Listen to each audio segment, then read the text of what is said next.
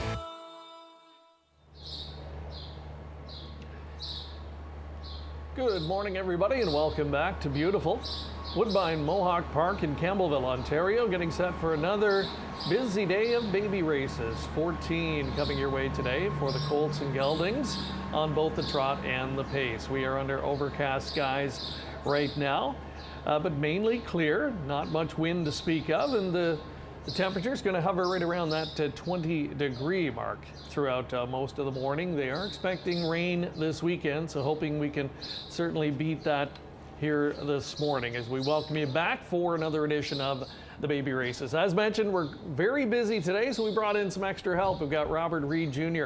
Joining me on the desk today. We'll, of course, catch up with Mark McKelvey, who will call the action in just a few minutes. But Robert, for the folks that I'm sure recognize you, but maybe aren't 100% sure what you do day to day, tell us what you're up to this season.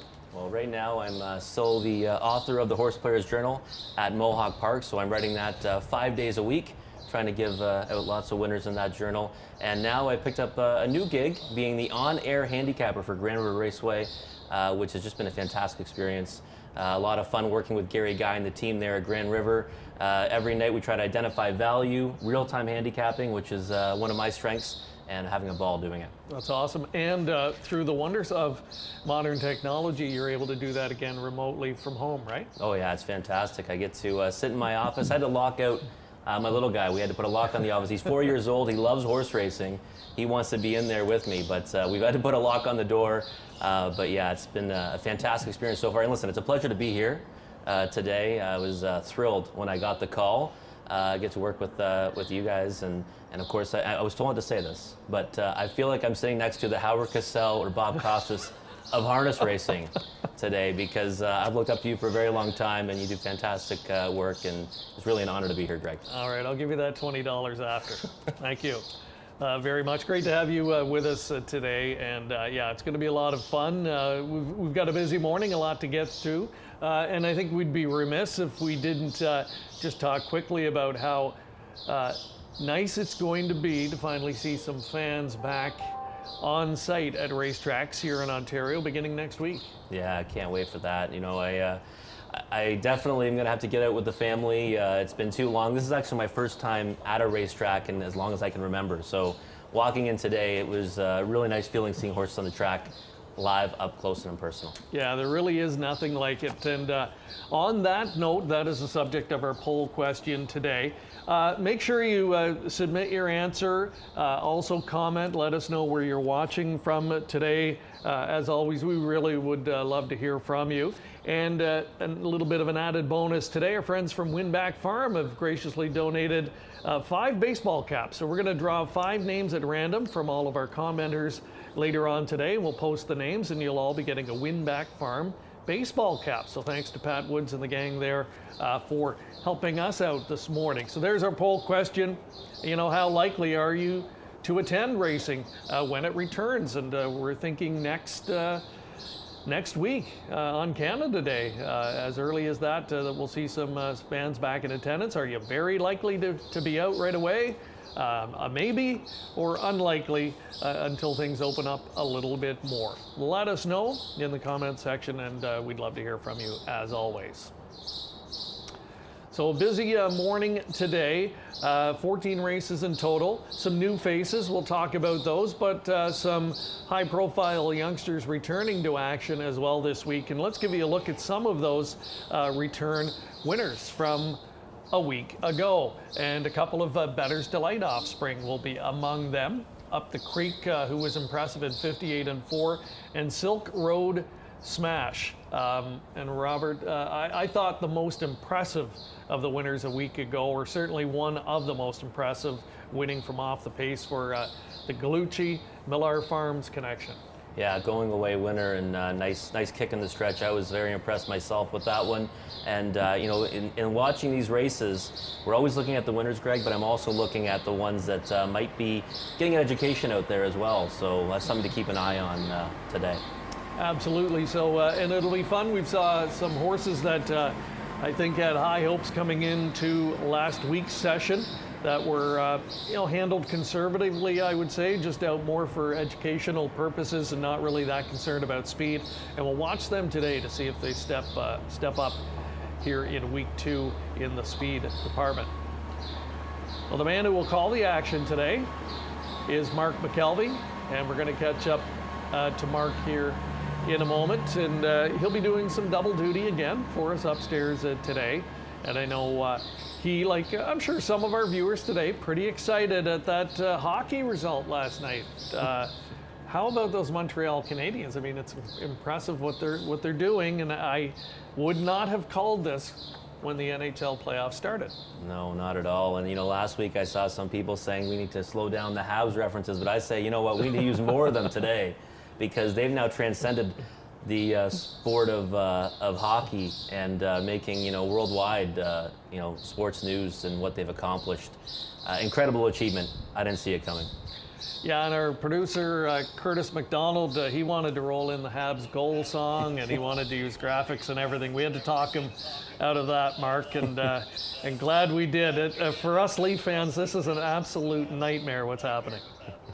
Pretty much. I guess the only thing I continue to think about is the fact that over the last however many months, 18 months, we've just seen the world change. So I think it's all just a real bad nightmare, and one day we'll wake up and none of this actually happened. But hey, kudos to the Montreal Canadiens. That's a team that has bought into a system, and they've shut down 3 real strong offenses in a row. So we'll see what happens. And there's a big Game 7 coming up tonight. They'll find out who they're facing, and if they're facing the Tampa Bay Lightning, I mean, that's the strongest offense to try and shut down, so that'll make for a real fun series to watch. But Curtis, behind the scenes there in the truck, I was going to bring him in a Shea Weber mini stick from Tim Hortons this morning, but apparently they were all sold out, so everybody must be on the Habs bandwagon.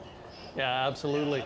Wouldn't it be interesting to see an Islanders Habs final? A little bit of throwback to the dynasties of the 70s and 80s, but yeah, we'll know after tonight. Mark, when you look at today's 14-race session, what are some of the things you're looking forward to most this week?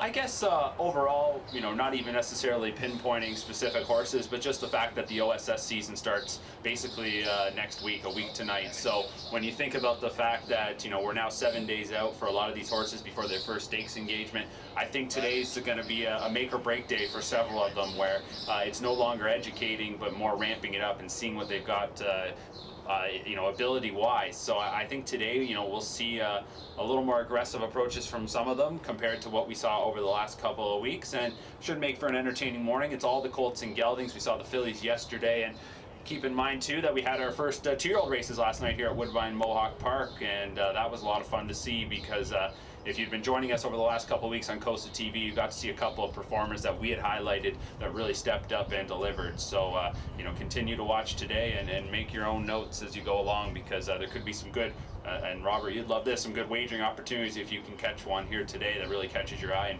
maybe you can cash in on next week. All right, thank you, Mark. Our eye in the sky today. Have a good afternoon, and we'll catch up with you between races here this morning. Let's give you a look at the field for our first of 14 qualifiers this morning, and we'll kick things off with a group of trotters. So again, the focus is on the boys, the Colts and geldings, and we will have a field of 7 here in the opening contest. Beyond the Storm, the number 1 in the field will be handled by Sylvain Filion for conditioner Steve Bossens.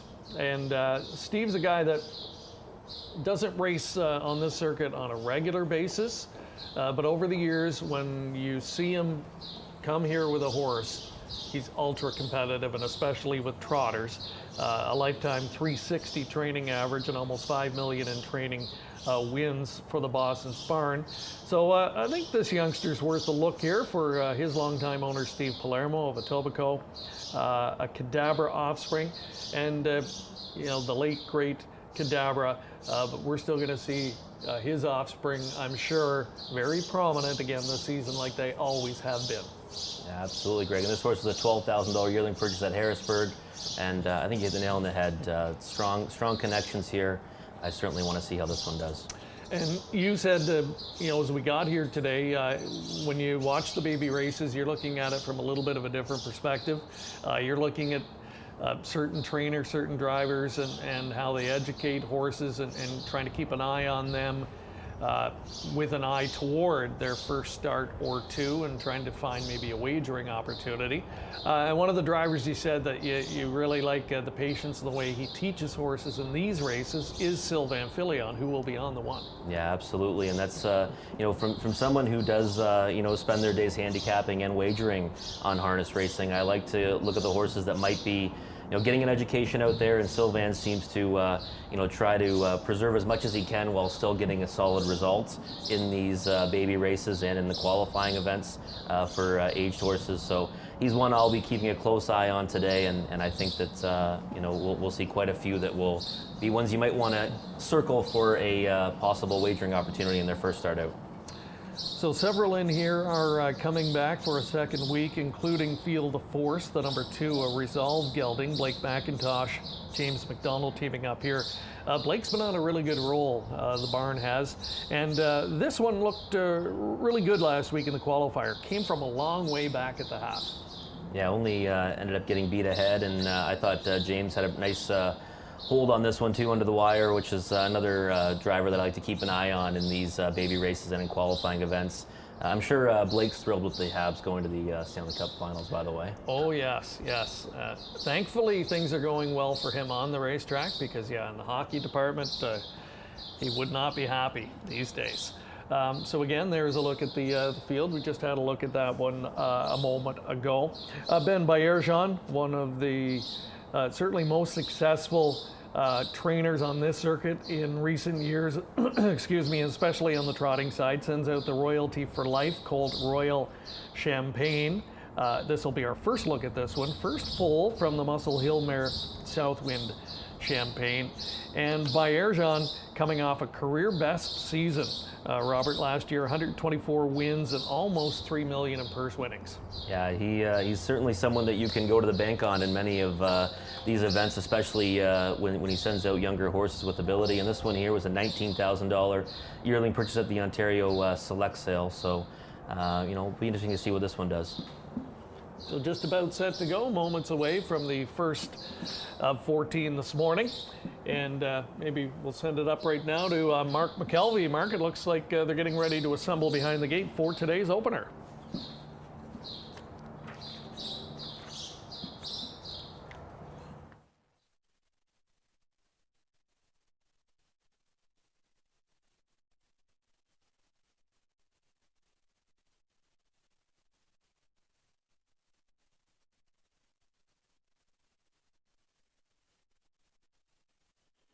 Owned by Stephen Palermo, trained by Steve Bossens. Sylvain Filion will drive, a $12,000 Harrisburg purchase. Number 2 is Feel the Force, gelded son of Resolve, owned by Steve Heimbecker, Van Camp Trotting Corporation. Blake McIntosh the trainer. James McDonald's in the sulky. This was a $22,000 Lexington buy. 3 is Scratch, 4 is Royal Champagne, a Royalty for Life colt, owned by Glengate Farms and Ben Bayerjean. Ben Bayerjean the trainer, Mario Bayerjean your driver, $19,000 Ontario Select purchase. 5 is Kilimanjaro, a prestidigitator colt, owned by Bloomingwood Farms Limited, also the breeders. Greg McNair, your trainer. Doug McNair will drive. 6, Give Me Carrots K, is an Encore colt, owned by Winning Key Incorporated. Paul Reed trains, Scott Young drives. And the 7 is Living on the Rail, a muscle mass colt, owned by Steve Heimbecker, Paul Kelly, Aaron Byron, your trainer driver, a $30,000 Harrisburg buy. So the starting gate's in motion. Sitting in the low 20s, the temperature here for qualifiers. Track is fast. Wind likely won't be too much of a factor here early on. Number 1, Beyond the Storm, in the debut is well back. The other 5 are up on the gate.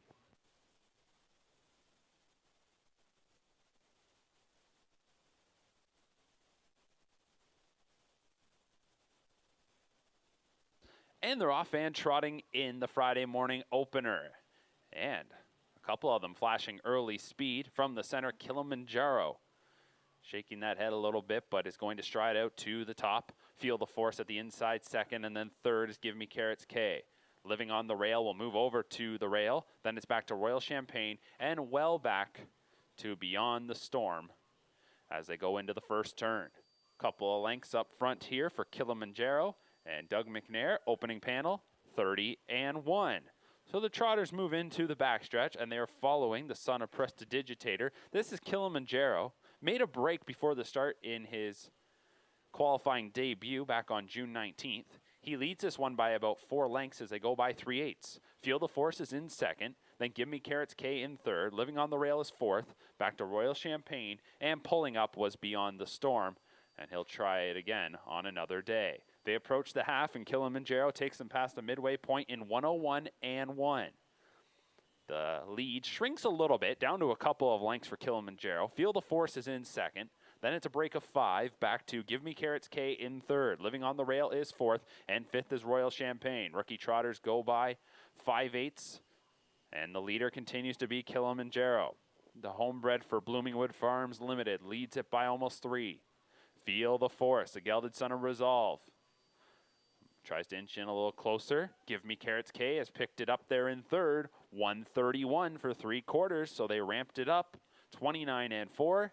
They're into the stretch. Kilimanjaro drifts out a little bit. Give Me Carrots K will try to step around on the far outside and looking to come up. A wide open rail is Feel the Force. Living on the Rail back there in fourth. Kilimanjaro still with the lead. Off stride went Give Me Carrots K. Up the inside, Feel the Force. Kilimanjaro out in the center of the track still holds the advantage. Coming to the line, Kilimanjaro wins it. Feel the Force was second. Living on the Rail was third. Off stride, Give Me Carrots K. And then Royal Champagne was fifth. 201 and 1 for Kilimanjaro. A nice bounce back win there for Kilimanjaro, the son of Prestidigitator, who made the miscue prior to the start last week. Minds his manners today. That's the good news.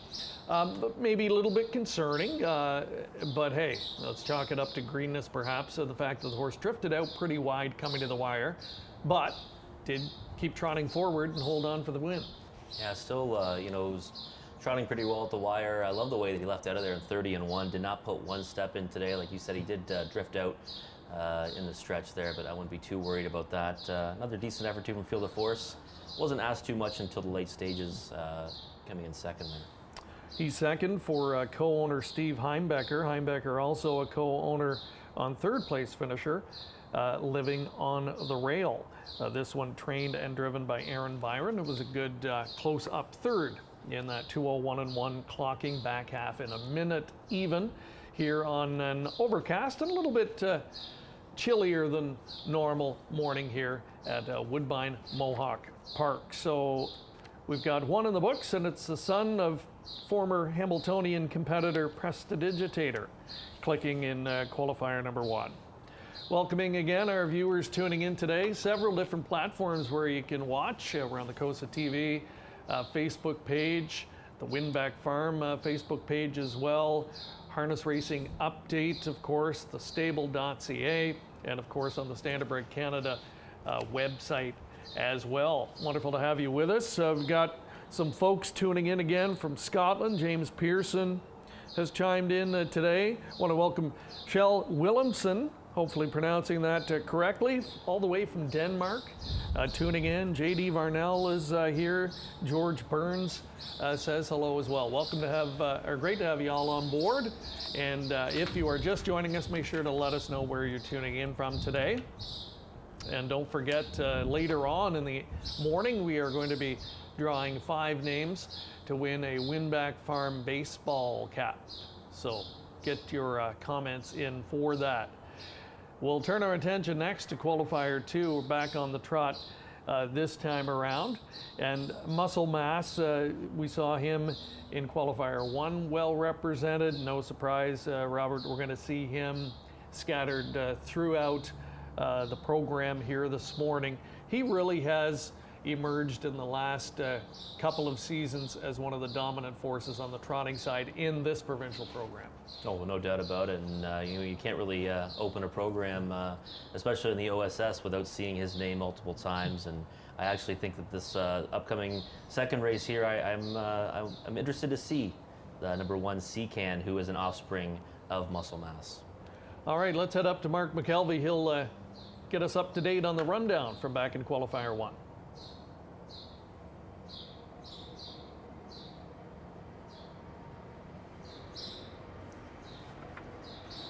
Where do you see the chat there?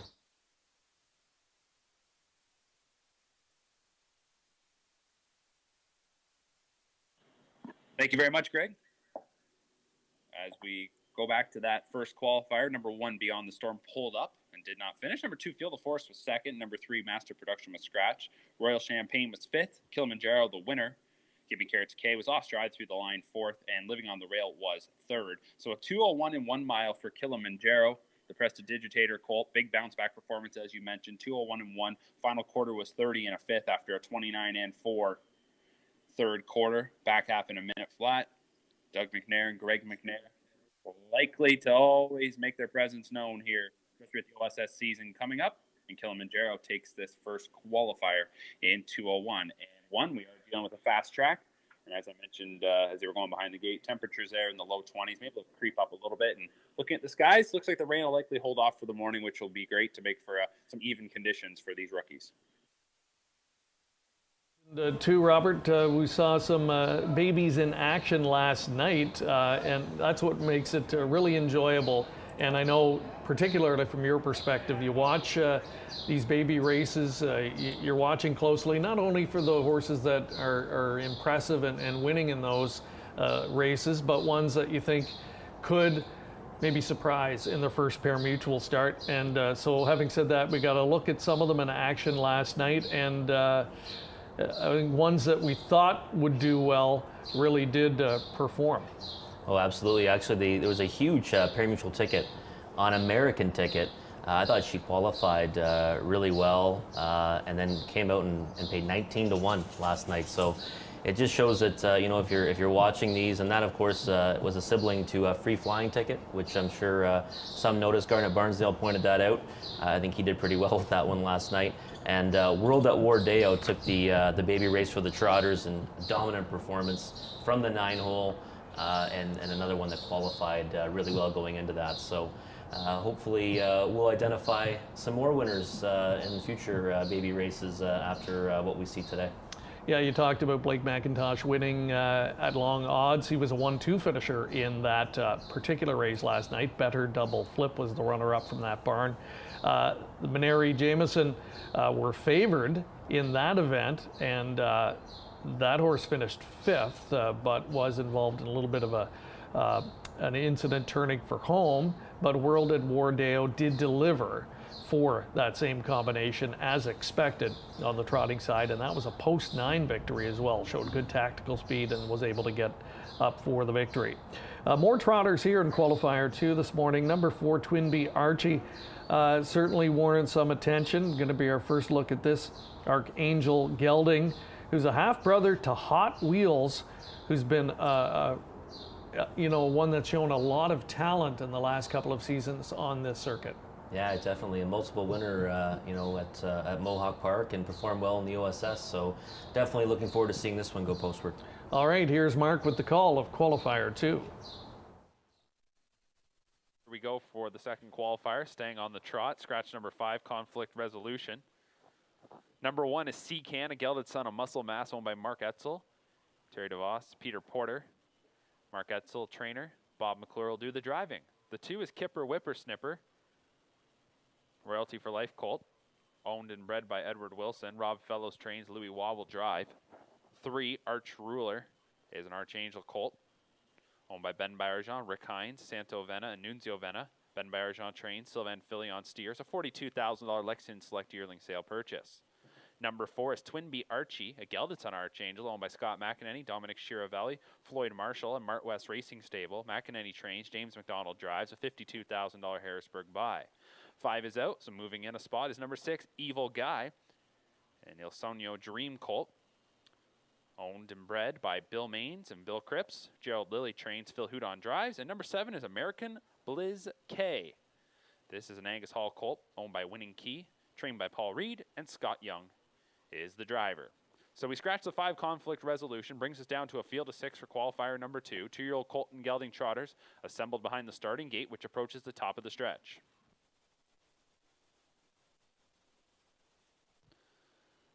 Starting gate picking up speed, and here they come.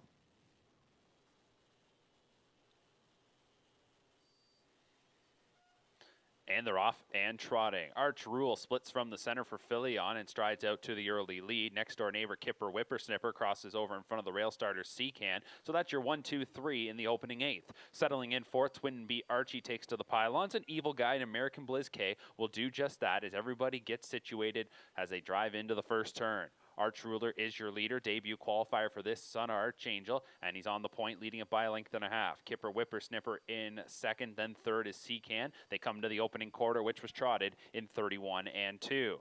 Onto the backstretch, the rookie trotters will go, all in their best behavior as this six-pack swings into the backside, and we have some movement. Circling around to the top goes Kipper Whippersnipper for Louis-Philippe Bois, and this Royalty for Life colt was ready to move on, and he is trotting there with some good-looking strides as 3/8 of the mile is now complete. Arch Ruler in second as they get a bit of separation on Seacan, who is back there in third, followed by Twin B Archie in fourth. Evil Guy's fifth, and American Blizz K is your trailer sixth. Off stride in third went Seacan here just before the half, so Seacan off stride for McClure taken to the center of the racetrack. The half was 1:02 and 2, so that was 31 seconds in the second quarter. A tad bit quicker there.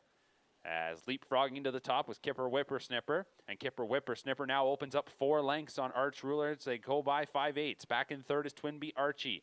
5 lengths then back to Evil Guy, who's followed by American Blizz K, and resetting is Seacan, who is 6 and about 15 from the top, as Kipper Whippersnipper took off here in the third quarter and leads them there in 1:32 and 1. A 29 and 4 third split into the stretch, and it's Kipper Whippersnipper on top by almost double digits. Arch Ruler back in second. Twin B Archie in his debut qualifier will look to pass a rival as they come into the final 8th, but it is all Kipper Whippersnipper, the Royalty for Life colt, ready to rock here today, his second qualifier. This will be a winning one, and he'll take it by over a dozen lengths as he comes home looking impressive here for Louis Waugh. Kipper Whippersnipper wins it. Finishing second was Twin B Archie. Third was Arch Ruler. Then it was American Blizz K over Seacan, and Evil Guy 6, 2 minutes and 3/5, a 28 and 2 final quarter for Kipper Whippersnipper.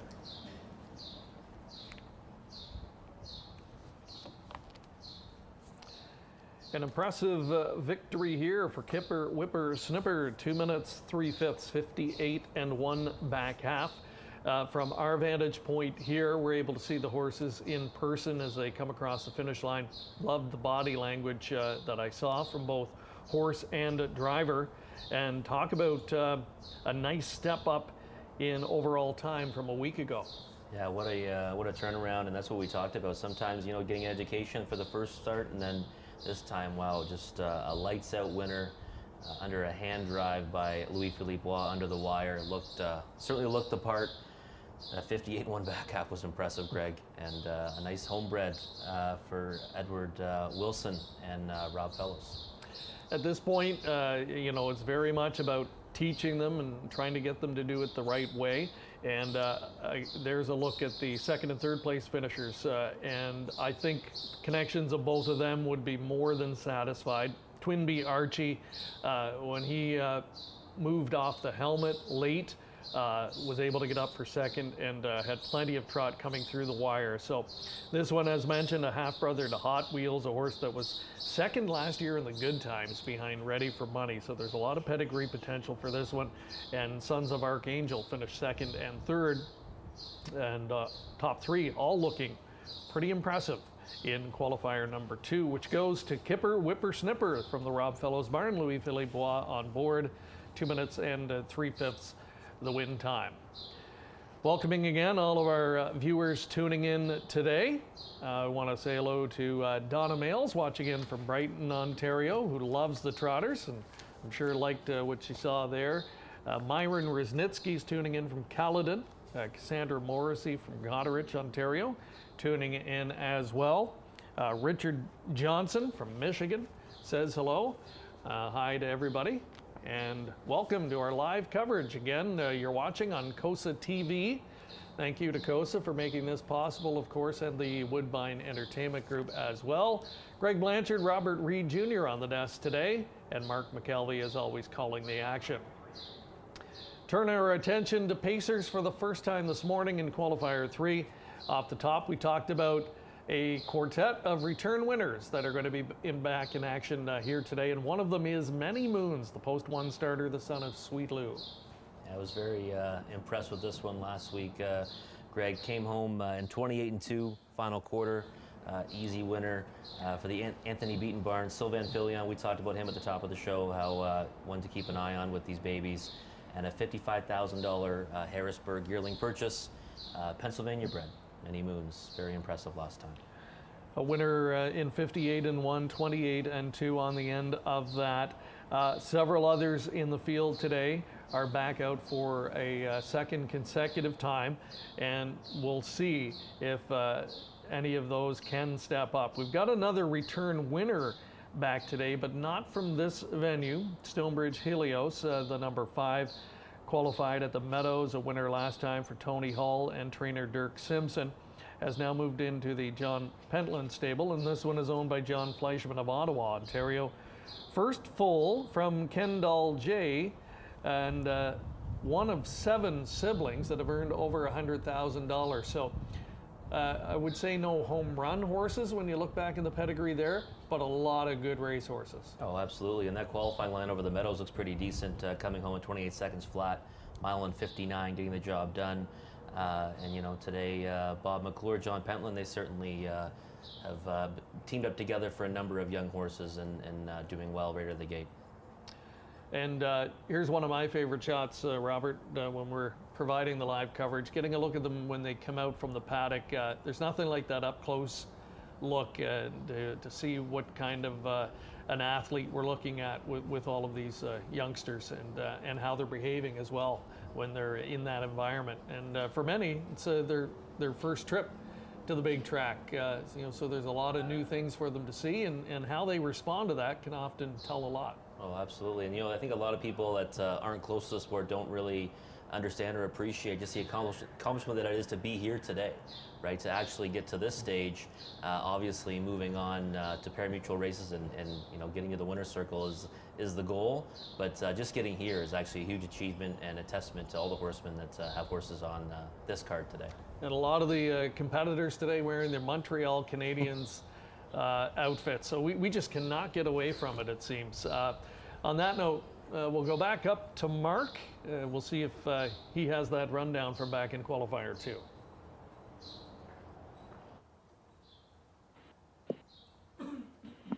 Thank you very much, Greg. Yeah, second qualifier rundown. Here it is, top to bottom. Seacan was 5th. Kipper Whippersnipper, your winner. Arch Ruler was 3rd. Quinby Archie 2nd. Conflict Resolution was Scratch. Evil Guy 6th. And American Blizz K was 4th. So 5-1-3, 2 Scratch, 6-4. 31-2, 102-2, 132-1, 2 minutes and 3/5, as mentioned, a 28-2 final quarter for Kipper Whippersnipper, as that homebred for owner Edward Wilson turns in a real sharp performance here today, as you guys mentioned, 2 minutes and 3/5, and won it by 11.5 lengths. So we'll move on now to the third qualifier. We'll pass along any changes in just a moment. In this spot, 8 of them facing the starting gate. A couple of Sons of Sunshine Beach in this spot. We talked about Stonebridge Helios, the number 5. He Be Sunny is the number 7 in the field. Another returnee. Didn't win a week ago, but was caught in one of the fastest splits, and individually paced in 56-4, kicked home in 27-2. Looked very good. Oh yeah, that final quarter was impressive, and James was aboard for that effort, and will be back aboard today. And he's another one, like I said, I do keep an eye on in these qualifying events and baby races, because I think that he likes to preserve as much as he can for when it actually matters, when the money is down. So I'll be interested to see how this one finishes mile again today. Francis Dumichel is the owner of this one, co-owner, and does the training as well. A $24,000 yearling purchase last year from the Ontario Selected Yearling Sale. And he had some luck last year, had a nice filly here in the province, and looks like he's got another one that has stakes potential. Whether it's going to be grassroots or gold remains to be seen, but that's one of the good things about the Ontario program. You've got different options, including now that third tier, the Prospect Series. Oh, absolutely. And this horse, might be bound for the bigger end of those events off that qualifying efforts. But yeah, it's always nice to have those different levels for all the different tiers of talent. All right, we've got the starting gate getting set to go for qualifier 3 from Woodbine, Mohawk Park. Qualifier number 3, 2-year-old pacing Colts and Geldings moving behind the starting gate. 1 driver change. Doug McNair will drive number 2, Sports Teller. Here's your field. 1 is Many Moons, a Sweet Lou colt owned by Mac Nickel, Robert Jones. Anthony Beaton trains. Sylvain Filion drives. $55,000 Harrisburg buy. 2 is Sports Teller, a gelded son of sports writer. Owned and bred by Troy Mark. Shares ownership with Kimberly Mark. Jack Beliveau trains. Doug McNair will steer. 3 is Mr. Dress Up, gelded son of Shadow Play.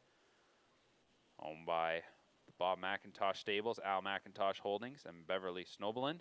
Trained by Bob McIntosh, Trevor Henry drives. 4 is Team Mac, a gelded son of Better's Delight. Hut Racing Stable, Steve Heimbecker and Blake McIntosh share ownership.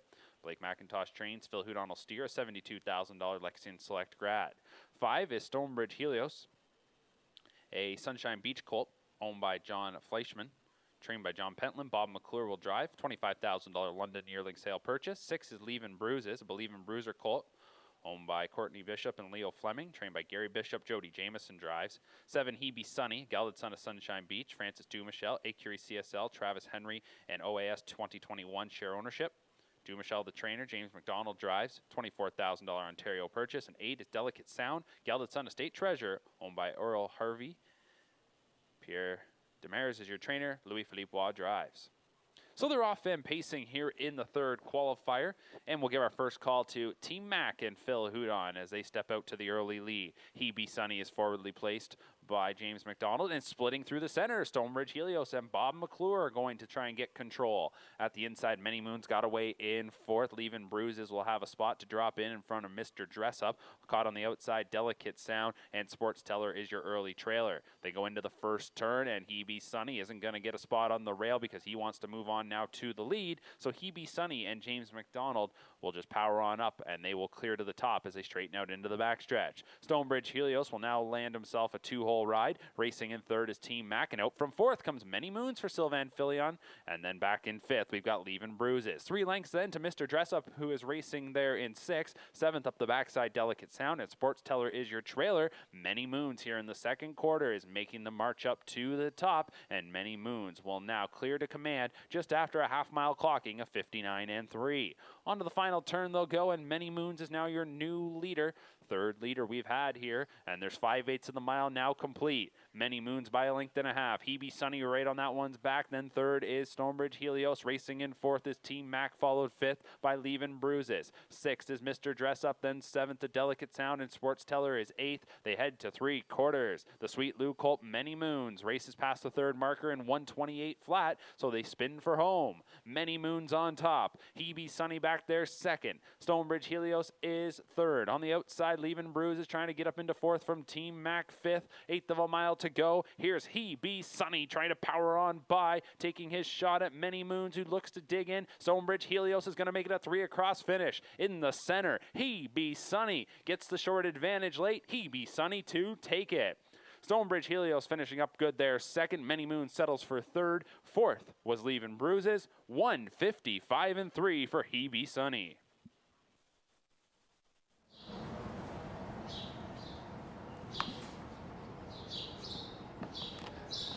Nice group of colts in action in qualifier number 3. He Be Sunny shows gate speed and shows late speed. 55.3, 27.3 on the end. Comes down to a sprint in a pretty quick time as well, as this one gets back around Many Moons, and then Stonebridge Helios really closed up, and this guy's reaching for racetrack on the end of it as well. Really not much to choose between the top 3. No, those are the 3 that we highlighted, and they all turned in really nice performances. Stonebridge Helios with the best late pace under the wire, but you know, I like the body language of James McDonald there on He Be Sunny, coming home in 27.3, and he did it impressively, and I think James had some more in the tank there for sure. Top 3 got some separation, but even the 4th place finisher there, Leave in Bruises, that is a nice initial effort for this one, the son of Believe in Bruiser. Don't see too many offspring from that one, but the ones we've seen have made an impression, and the one that really jumps out is 2nd Bruiser, who last year looked like almost a freak of nature as a 2-year-old, and he's come back well as a 3-year-old so far. That first start, if anyone missed it, was ultra impressive. Oh yeah, I would definitely go watch a replay of that. It was one of the most impressive first off the bench efforts I've ever seen. Looked like he was going to be at best fourth, going first over to a real nice horse, and then just pushed past him before the wire. Incredible performance, and a nice effort from another offspring of Leave Bruiser here to finish fourth here with Leave Bruises. So again, you are watching live coverage of the baby races here from Woodbine Mohawk Park. Hello to some of our other viewers who have tuned in. Matthew McLean, a fellow Prince Edward Island native who now calls Grantham, New Hampshire home. Thank you to Matthew for tuning in and commenting. Alan Middleton, one of our regular viewers from the UK. Good morning, Alan. And of course, good friend of racing here in the province, a regular face here at Woodbine Mohawk Park when the big stake season gets underway, Dale Liska from nearby Waterdown. And yeah, he's asking about that capacity, 25% capacity for fans for next week. And to my understanding, it's going to be open to everybody, 25% of normal capacity, Dale. So that's good news. Yeah, I think we're going to see fans out on the tarmac here starting next week here and other tracks across the province. So that's fantastic. Ontario Sire Stakes, that's going to kick off next week as well over the Canada Day weekend, and it's going to kick off with a bang at this venue and Hiawatha Horse Park in Sarnia as well. Give you a look there at the schedule. It's just always a fun time of year. The OSS program, Robert, it's always been one of the very best in North America, and excitement abounds for this season now that we're back in action. And boy, we're going to get a boatload of OSS action that opening weekend. Yeah, it's going to come at us fast and furious, but you know, it's been long awaited for for it to return in its normal capacity. And I love the OSS races at really all levels, especially the Golds. And there's usually some nice wagering opportunities in those first events of the season. Glamour Boys will be here on that opening weekend on the Saturday night. Gotta like what you've seen from some of those coming back, including Lawless Shadow. Oh yeah, Lawless Shadow, dominant winner last time. I actually I picked against him in the Horse Players Journal, and boy, did he ever make me pay with that huge victory at Mohawk Park after finishing second in his first start back here in Ontario. But yeah, looking forward to seeing him in that OSS program all season long. Had a look there at Scott Coulter and the number 1 Bring Your Fire heading to the track here as we get set for a look at qualifier number 4. Before we do that though, let's head back up to Mark McKelvey and see if he's got that rundown from the 3rd. Yes, here's the rundown, Greg, from qualifier number 3. Many Moons was 3rd. Teller 7th. Mr. Dress Up 5th. Team Max 6th. Stormbridge Helios was 2nd. Leavin' Bruises 4th. Hebe Sunny the winner. And Delicate Sound was 8th. Time of the mile was 1:55.3. That was a 27.3 final quarter for the race. And that'll end up actually being a 27-1 final quarter for the winner, Hebe Sunny, who was 1 3/4 lengths off at 3/4. Won it by half of a length over Stonebridge Helios. And your third place finisher, Many Moons, who was leading them into the lane, was beat a length and a quarter. So 3 across. Pretty good qualifier there. As Hebe Sunny, the gelded son of Sunshine Beach, Francis Dumichel, the trainer, James McDonald, the driver, $24,000 Ontario Select purchase, wins it in 1:55.3. Those two teamed up last year and had a bit of success with the pacing filly Twin Bee Sunkissed, who's now back for her 3-year-old campaign for trainer Dumichel. So Hebe Sunny wins the 3rd. And another good-looking group on tap for qualifier number 4, and most of them are now on the track. We'll have the start coming up in just a moment. A field of 8, including number 8, Athens Sealster, a gelded son of the late Thinking Out Loud from Atlantic Sealster, makes this one a sibling to some really good, solid performers on this circuit, the likes of Deb and Kat, who we've seen racing here on a regular basis, and an alumni Sealster, a really good 2-year-old last year, Robert, paced in 52 and 2, banked almost 150K, And it's interesting, took that 52-2 record last year in her very first career start. Yeah, and you know what? All the horses that you just mentioned were, raced well early on in their careers, and especially that one, Alumni Sealster, awesome right out of the gate last year, and raced pretty well in her first race this season as well. So looking forward to seeing this one for sure.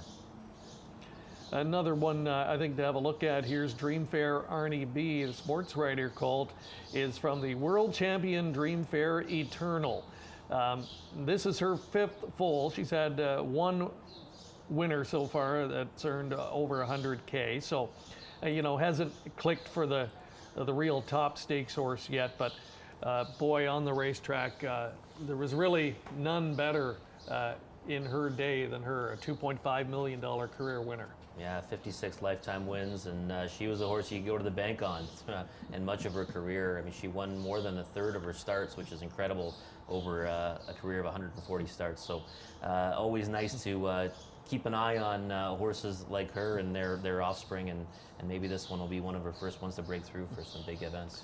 And that one, of course, a homebred of John Lamers, who owned and campaigned Dream Fair Eternal. John of Mount Bridges, Ontario, has this guy, Dream Fair Arnie B, has qualified once, though, prior to today. That was a bit of an eye catcher over at Grand River. Yeah, for sure. Coming home in 28-1 over the half-mile surface there is definitely moving well late in the miles. So I'm curious to see how this horse transitions to the big track. We will find out. The gate is rolling for Qualifier 4. 2-year-old pacing colts and geldings here for the 4th qualifier. No changes, field of 8. Number 1, Bring Your Fire, is a Bettor's Delight colt. Owned and bred by Jacob Nixon. Trained by Dean Nixon. Scott Coulter drives. The 2 is Dream Fair Arnie B, a sports writer colt.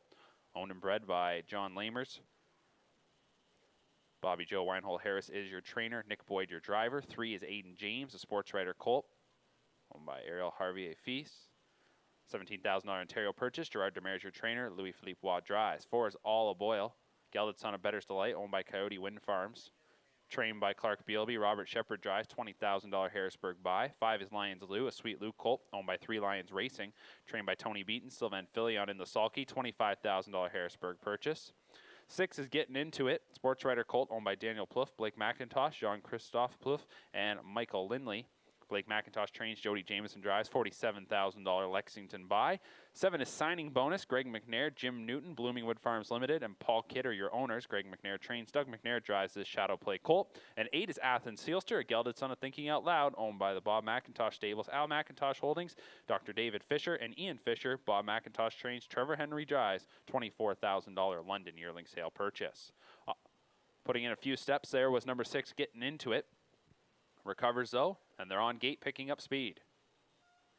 And they're off in pacing here in the 4th qualifier, and Lions Lou shoots from the center. Dream Fair Arnie B towards the inside, and Getting Into It is going to get right into the mix. On the outside, Signing Bonus, and then getting to the pylons will be All a Boyle there in 5th. Settles in front of the rail starter, Bring Your Fire, who gets away 6th. 7th is Aiden James, and your trailer is Athens Sealster. Into the first turn they go. A couple of them caught on the outside. The leader by a length and a half is Lions Lou. Getting Into It could probably drop into the deuce, and will do just that. The opening quarter was 28-4, fastest opening quarter of the morning, and into the backstretch it is Lions Lou, a son of Sweet Lou, leading it by a length and a half. Getting Into It settles there second. 3rd is Dream Fair Arnie B. Signing Bonus had a big 4-hole to drop into. Then back 5th is All a Boyle. 6 is Bring Your Fire. 7th up the backside, Aiden James, and Athens Sealster can see them all. Field of 8 goes up the backside, and they are following Lions Lou, a $25,000 Harrisburg purchase, leading it by a length and a half past the midway point in 58 seconds flat. 29-1 in the second quarter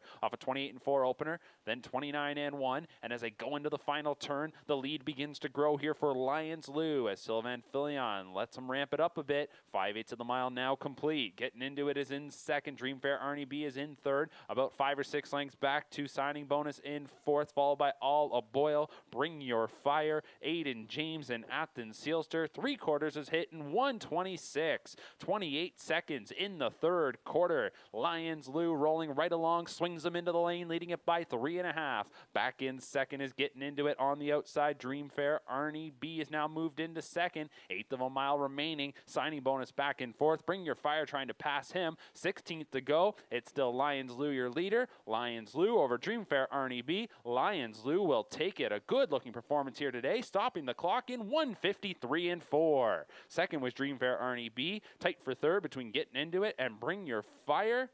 Lions Lou 1:53 and 4, 27 and 4 home.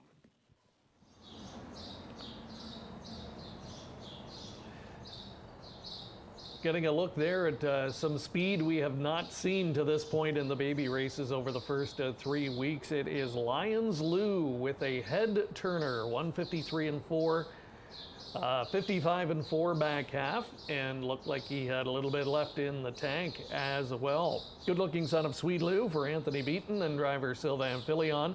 Dreamfair Arnie B, we wondered how that 32 length win at Grand River would translate to here. And I think it's safe to say, Robert, it translated well. Oh yeah, absolutely. I mean, the winner was very impressive, but I like that performance by Dreamfair Arnie B. Sat the 3-hole, came around a rival, and was moving well on the stretch under not so much urging from Nick Boyd, and was reeling in that leader. Was never going to get him, but I really like that performance there. I'll be keeping my eye on this one for sure, Greg. Alrighty, we've got 4 in the books, and we are just getting going. We'll be back with more from Woodbine Mohawk Park in a moment. Winback Farm of Ontario is home to 7 outstanding pacers, including Better Than Cheddar, a proven sire of Ontario Sire Stakes Gold winners. 3 rich performers stand their second season in 2021, including O'Brien Award winner Jimmy Freight, Horse of the Year McWicked, and O'Brien Award winner Stag Party. Also standing, Millionaires Art Spink, Better's Delight, and Shadow Play. For more information, it's winbackfarm.com. Harness Racing Update is the sport's most comprehensive and timely news source. HRU covers the sport from all angles with news, features, photography, opinion, and analysis of racing. Also, HRU covers breeding and sales, as well as industry stories you need to know. It's all delivered by a deep, diverse, and talented team of writers and photographers. And the best news is that it's free to subscribe. Subscribe to HRU today for free at harnessracingupdate.com and see what everyone is talking about.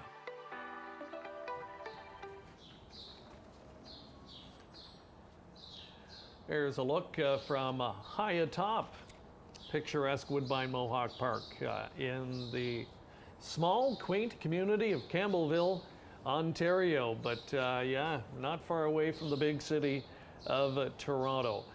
Beautiful venue. There's a look at the 7/8 mile oval, and obviously in top condition here this morning by virtue of what we've seen in the time department so far. We have more pacers coming up next year in Qualifier 5. Again, welcoming all of you tuning in across our various platforms. And we're hearing from people from far and wide today. Sherman Edwards from Montreal is joining us. Hello to Megan Osborne, who is tuning in, and our good friend J.D. Varnell, who keeps up to date on racing from all over North America. Great to have all of you joining us today.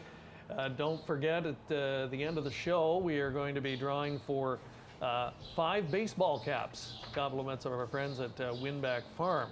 So everyone who comments today, you'll be entered for that draw. And, maybe we'll ask Sherman to chime in just on what the scene is like in Montreal right now. It must be insane with what is happening there, no question. We turn our attention here to the 5th. We've got some wonderful pedigree potential to look at in here. West is Best is one that I liked what I saw from last week. Finished 4th, raced evenly.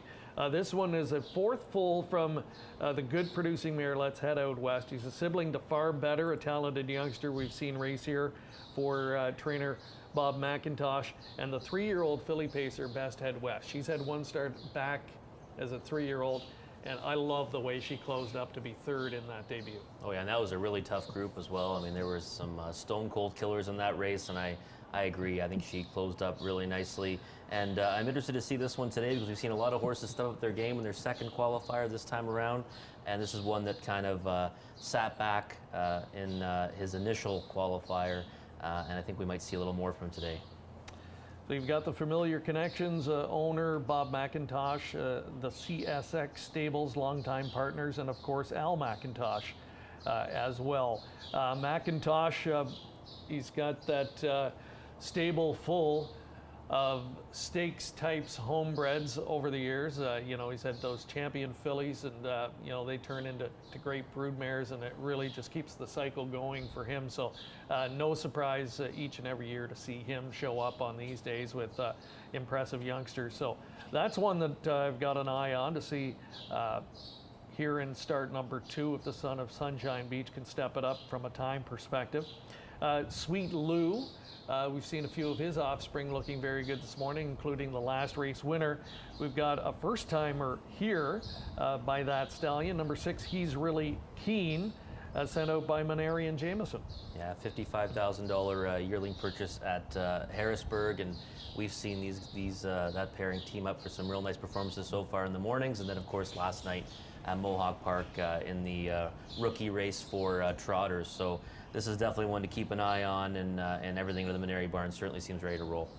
And He's Really Keen is from Betty and the Jets, a Jeremy's Jet mare that has had 3 foals so far. This one's the 3rd foal. The first was Benny is a Jet, and that guy went 10 for 22 and made 60,000 in only those 22 starts. So there's some talent in the family, certainly on this one. Next door neighbor Striking Impact is the first timer here from Aunt Caroline, her 4th foal. She was a $230,000 winner on the racetrack. And interesting as well, Robert, one of the few that we're going to see out for a 3rd time is number 2, Roll with the Flow, already 2 qualifiers under his belt. Yeah, nice foundation for this one, and progressively faster too, almost 2 seconds faster in his latest, so probably look to drop some more time today. Definitely you know, one that should be ready to go when he hits the starting gate for the first time at a pari-mutuel event. Another good looking contest here, a field of 8 2-year-old colt and gelding pacers with the gate rolling. Here's Mark with the call. 5th baby race of the morning, 2-year-old pacing colts and gelding. Scratch number 2, Roll at the Flow. 1 is Azure Beach. Sunshine Beach colt owned by Patrick Dillon, trained by Rob Fellows, Louis Waugh drives. 2 is Out, 3 is Lions Pride, a Better to Like colt owned by 3 Lions Racing, trained by Tony Beaton, Sylvan Filion between the wheels, $30,000 Lexington Select purchase. 4 is West is Best, a Sunshine Beach colt owned by the Bob McIntosh Stables, CSX Stables, and Al McIntosh Holdings. Bob McIntosh trains, Trevor Henry your reinsman. 5 is Striking Impact, and Always Be Mickey colt owned by Aaron Waxman, Santo Vena, and Fox Racing, trained by Dwayne Marfisi, Doug McNarrell drive, $50,000 Lexington Select purchase. 6, He's Really Keen, this is gelded son of Sweet Lou, owned by Maneri Guerrero, Thomas Dillon, Scott Dillon, and PBG Stables, trained by Dave Maneri, Jody Jameson, the driver. This is a $55,000 standardbred horse sale purchase. 7 is EL Gladiator, Up the Credit colt, owned by James Edward Lewis, also the breeder. Adrian Hickey, your trainer. Aaron Byron will drive. And number 8 is Colby Two-Step, a Better Than Cheddar colt, owned by Tim Gillespie and Jason Churchill. Tim Gillespie trains. Bob McClure will drive, a $12,000 Ontario Select purchase. Starting gate swings into the stretch. Scratching number 2, Roll with the Flow. Field of 7, picking up speed, and here they come.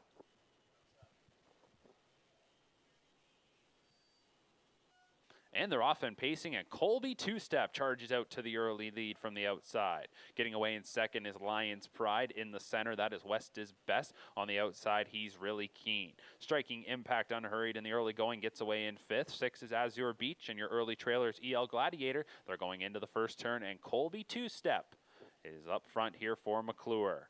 Racing in second is West is Best, then 3rd is Lions Pride. Settling 4th, He's Really Keen. The opening quarter, 28-3. Onto the backstretch they'll go, and it's Colby Two-Step, your leader. Leading it by a couple of lengths. West is Best is racing second. Lions Pride is third. Right behind that rival is He's Really Keen. Break a 2 then to Striking Impact Racing fifth. 6th is Azure Beach, and the trailer 7th is EL Gladiator. Single file as they go up the backstretch, and they're approaching the half. And Colby two-step is going to bring them to the midway point here, leading it by almost 2 lengths. So Colby two-step off a 28-3 opener is past the half in 59-2. 30-4 in the second quarter. On to the final turn they go. West is Best is in second. Lions Pride in third. Fourth is He's Really Keen. On the outside now advancing a few spots. EL Gladiator inside Striking Impact. And on the outside is Azure Beach.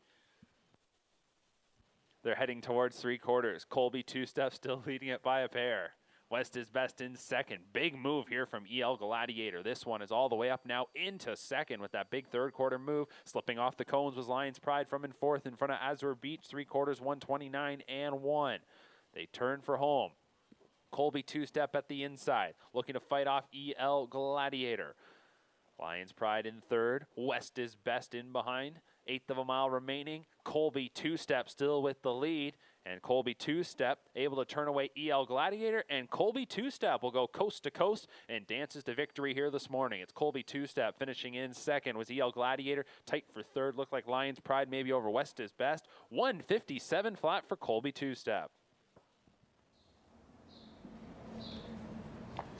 Colby two-step getting our first look at that. Son of Better Than Cheddar this morning from the Art Colony mare Dancing Heart. Tim Gillespie training, Bob McClure doing the driving. Tim owns this one and bred by Winback Farm of Maryland. Just a $12,000 yearling. Looked fantastic, I thought, Robert. Handled very professionally throughout the mile and sprints home in 27-4 to win it under wraps. I love the way that he left off the gate, too. I mean, it's pretty difficult task to ask of a horse in their first career time behind the starting gate. And from the 8-hole, left out in 28-3 and did it pretty easy. And then snapped home as well. So definitely caught my eye. Yes, I'm sure when you come into this type of scenario with a youngster, one thing you don't want to do, a lot of guys don't want to get horses to the point where they're leaving and getting a little bit hot and unmanageable. So you'll see them, a lot of them want to try and race from off the pace, but if you've got that quick snap move off the gate like this guy showed and then can settle and rate in the middle half and then sprint home. So to already be at that level of maturity is pretty impressive from a youngster on the first trip behind the gate. So that bodes well for this guy. I think he'll be a factor in parimutuel action when we see him on the racetrack. He looks ready to race for sure. The runner-up finisher there, EL Gladiator, I thought looked good. A son of Up the Credit. Nice big strong gait to this guy and made that menacing move in the third quarter. Couldn't go with the winner, but fought on to be a good second in that spot. Another impressive victory this morning. Colby two-step. Tim Gillespie, Bob McClure. Look like they've got a nice one on their hands here. We're coming up to qualifier 6. A note with 14 today. We'll take a break after qualifier 7. And that'll give time for the horses in the second half today to get their warm-ups in. And during that time, we'll take a bit of a break here as well. Thanks to everybody tuning in today. We've got our friend Sean Colby watching in. He's got his Tims in hand and enjoying the coverage. That's great. Roland de Kaiser has a question, wondering if we'll need a reservation to get into Mohawk. I believe that is going to be the case. I believe you're going to have to reserve your spot ahead of time, and we can get Mark McKelvey to maybe confirm that for us later on. I want to say hi to Shelley watching in from Moline, Illinois as well. So viewers far and wide, I hope you're enjoying the coverage here this morning on Costa TV. Back on the pace for qualifier 6 upcoming, and another field of 8 in this spot. Anyone in particular, Robert, that you're interested in watching? Well, I want to see the follow-up ever from Up the Creek. I was most impressed with him last time out, expanding winner under the wire, 28 flat, 158-4 for the mile. He's a $13,000 yearling at a Harrisburg, and I just want to see how he builds on that one. I think we're looking to drop some more time today. I was impressed last time, And Dave Maneri and Jody Jameson, we've already mentioned their names a few times, and we'll probably continue to do so. I think this one is going to rhyme off a bigger mile today. A lot of pedigree potential on this one as well. The Bettor's Delight colt has mated here with Skinny Dip, a Western Ideal mare that's produced 4 winners of 150,000 plus already. And based on what we saw a week ago, you've certainly got some sort of stakes caliber youngster on your hands. It's just a question whether it's going to be grassroots or gold to start off the racing career. Tall and Tan Blue Chip. I'm sure expectations are high for this one. A Bettor's Delight colt, $100,000 yearling purchase for the combination of Luke Blais and Bob McClure. Finished 8th last time, got away 8th, finished 8th. Didn't really show a lot of speed, charted in 2:01 and 3. What do you expect today?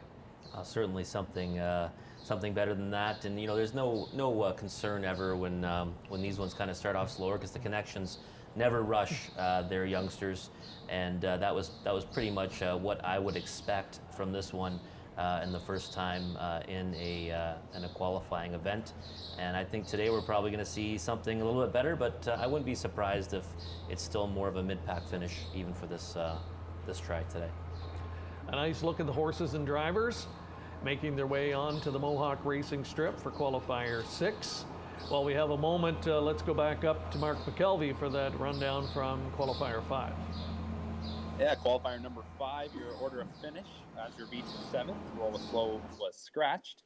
Lions Pride was 4th, West is Best 3rd, Striking Impact 6th, He's Really Keen was 5th, EL Gladiator 2nd, and Colby Two-Step was your winner, doing it in wire-to-wire fashion. 157 flat, a final quarter of 27 and 4. Took it by just over 2 lengths from EL Gladiator, who was 2nd. 3rd was West is Best. And that one was beat about 3 lengths, just edging out Lions Pride for that position. A real nice debut there for the Better Than Cheddar colt, Colby Two-Step, for trainer Tim Gillespie. A $12,000 Ontario Select purchase. And worth noting, if we do go back to qualifier number 4, that performance by the winner, Lions Lou, sub 154. That's the first time we've seen a 2-year-old here in Canada break 54 this season. So the fastest 2-year-old to this point. And gentlemen, just before I send things back down to you, just chiming in as I heard one of your questions there about reservations and things like that. Definitely encourage all the racing fans out there to make sure that they are checking their various industry news websites and social media as well, because information will be coming out potentially as early as today with just the plans and exactly how you can get back to the track. Of course, with the capacity limits, we do need to make sure that we don't exceed them. And of course, you need to track kind of the contact info as well as we get back to allowing fans in. I can't wait to see spectators here less than a week now on July 1st, but look for that. There'll be great opportunities for fans to get back to the track. All right, thank you very much, Mark, and thanks for the information. And yes, that's the best way to keep up to date. Follow along with Standardbred Canada, of course, COSA, and the various industry organizations here in the province. Mohawk Park, one of the most beautiful venues in North America to watch harness racing live. Excited to have fans back here as early as next week. Gate rolling, back up to Mark for the call of Qualifier 6. Qualifier number 6 here. We're going to scratch number 4, Arrow Magic. Doug McNair will drive number 2, Free on the Beach. 1 Still Thirsty, a Thinking Out Loud colt, owned by Bob McIntosh Stables, CSX Stables. McIntosh trains, Trevor Henry drives. 2 is Free on the Beach, a Sunshine Beach colt, owned by Bruce Somers, Robert McMillan, trained by Rob Fellows. Doug McNair will drive. 3 is Tall and Tan Blue Chip. Bob McClure drives for trainer Luke Blais and owner Determination, a gelded son of Bettor's Delight, $100,000 yearling buy. 4 is Out. 5 is Up the Creek, a gelded son of Bettor's Delight, Maneri Racing, Michael Guerrero, Alan Albert, and George Harrison, your owners. Dave Maneri trains, Jody Jameson drives, a $13,000 yearling buy. 6 is On Top Rain Man. He's watching colt, owned by Chris Nickel, trained by Walter Whalen, Michael Whalen steers. 7 is Lions Valiant, a Lions Somewhere colt, owned by 3 Lions Racing, trained by Tony Beaton, Sylvan Filion in the bike. And number 8 is 6 and 6, a gelded son of American Ideal, owned by the Mortgage Boys stable, Gary Volpe, Peter Barbato, and Blake McIntosh. McIntosh trains, James McDonald drives, $30,000 yearling purchase. Gate picking up speed, and here they come. Lions Valiant was the pacer a few lengths back. So they're set on their way, and Up the Creek comes away from the center. stepping out to the early lead. Free on the Beach to get away in second. They're 6-6 on the outside. Going to likely drop in third in front of Still Thirsty fourth. On the outside, on top, Rain Man gets away fifth. 6 is Tall and Tan Blue Chip, and your early trailer seventh is Lions Valiant. Will be right there with them despite some sluggish beginning.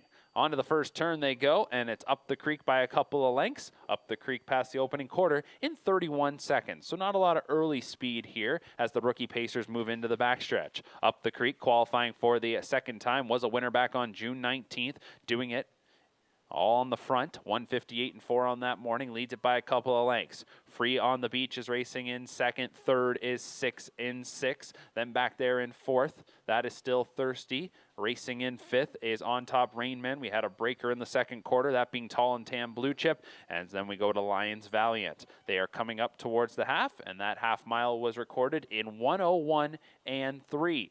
So that was actually quicker than the opening quarter. That was 30-3.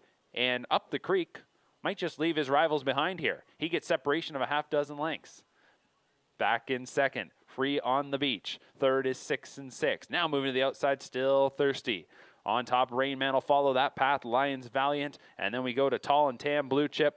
Up the Creek is way up the creek here as he leads this one by 7 lengths, turning for home, 1:30.3. So that was a third quarter of 29 seconds. And Up the Creek, the gelded son of Better's Delight, will look to close this one out strong. Back in second is Still Thirsty. On top, Rain Man has moved into third and will try to come up the inside on Still Thirsty. Back in fourth is Free on the Beach, but this was all Up the Creek, and they weren't going to find him here as he wins this one, charging home to stop the clock in 1:57.4, a 27-1 kicker for Up the Creek.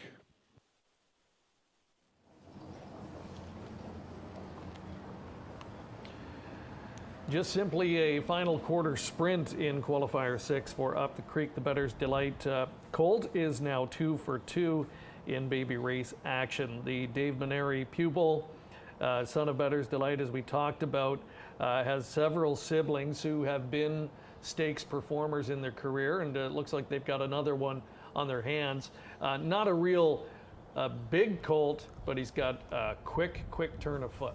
Oh, absolutely. Really easy kind of winner there and sprinted home. I like what I saw. I was hoping to see him do a little more than he did last time, and even though the tempo was slow throughout, he did bang home well and come in with a faster time than he did in his first effort. So looking forward to seeing this one make his pari-mutuel debut. Number 3, Tall and Tan Blue Chip made a break. We were looking to see that one maybe step up his game a little bit this time around, but I guess it was a trotter, but Macho Martini made a break in his second qualifier as well, and then went on to win gold his first start. So that's right. And it really is just a learning process at this point in time. Some get it quicker than others. Still Thirsty, a good example. Made a break in the debut effort last week, finished distanced, probably didn't get a whole lot out of that trip to Woodbine Mohawk Park today. Much better effort, kept it together, and is a distant second, but a good second. Was clearly best of the rest, and had one closing on his inside, but showed a little bit of fight down near the wire and was able to pick up the deuce there. So Team McIntosh having a pretty good morning. Looks like they have another group as well, but trainer Dave Maneri, I think, serving notice, and driver Jody Jamieson, that we're going to see a lot of them early on in the stakes season here as the Ontario Sire Stakes get set to get underway in now under a week from now. A real enjoyable morning here so far, and we like what we have seen, and again want to welcome in all of our viewers. Hello to David Reed and the folks from Preferred Equine. They're watching in today on the YouTube feed. Great to have them on board. And Dale had another question for us. Dale Liska, wondering from both of us if we've got a particular sire that's had an impressive winner that we really liked. I'll put that one to you. For me, I don't know if I could pick just one. No, that's a tough one for me too. I have to look back through and see who I thought was the most impressive winner so far. I guess really, for me it would be Lions Lou to this point. Lions Lou was, I thought, very impressive. That was a sweet Lou. Pennsylvania bred, going outside of Ontario, of course, but I thought that was a real rock solid performance. So we've got one more to go before we take our mid-morning break as you're watching live coverage of the baby races here on COSA TV. Scheduled to have a field of 8 back on the pace going to the post in this one. Number 1 is HP Momentum. The dam of this one, Amenable Hanover, a Dragon again mare, was the dam of world champion Miss Easy. And, there's certainly some pedigree when you start looking back on this family. This gelding is a son of Control the Moment, a half-sibling to a couple of well-known horses that have raced at the top level on this circuit, HP Napoleon and HP Patriot, both winners of 200,000 plus and still going well. So this one I think is one to keep an eye on in here. Control the Moment, speaking of stallions, last year I think made an impact in his rookie season in Ontario, and from I think a more limited group produces some good young talent. Oh, definitely, and yeah, what a racehorse he was as well. So I look forward to seeing what this crop will bring, and this one here certainly comes from solid connections, and Sylvain Philly on aboard again, and I can't stress enough how much I keep a close eye on him in these baby races, because he doesn't always reveal his hand just yet when there's no money on the line. Sports Writer remains one of the prominent Ontario stallions, well represented. He's got half of the field going postward in this group of 8, including the half-sibling to Bronx Sealster, the $625,000 winning son of Big Jim, who was a former Ontario Sire Stakes star. The son of Sports Writer will be going out for the first time this morning. Eric Nadeau trains, and Louis-Philippe Bois will do the driving. Sibling Bourbon Sealster, another good one, $250,000 winner. So this is the type that you keep your eye on in here. Bob McIntosh sends out another one that we'll have a look at in See Me Shine, a Sunshine Beach colt that we're getting a look at for the first time. But again, we've got a few in here that qualified a week ago and raced, I would say, evenly. None of them really jumped up and stood out, so we'll all be looking for improvement today. Yeah, absolutely. And I mean, even sports fan going to make it, the number 8 sports fan for Blake McIntosh, going to make his 3rd qualifying effort. Last time made a break, going to hopefully rebound from that one, but home in 27-3 in his first qualifier. So I'm looking for this one to maybe drop some time today and atone for that miscue last time. All right, let's head up to Mark McKelvey and see if he's got the rundown of Qualifier 6.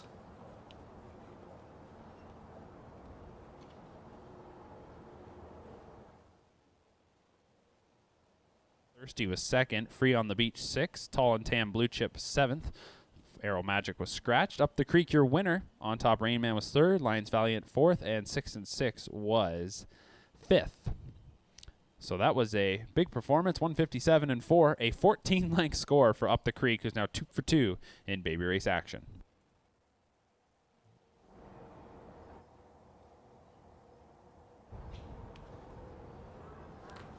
All right, one final look at the field page here for qualifier number 7. So again, following this, we will take a break and allow the horses that are competing later on this morning to get their warm-ups in.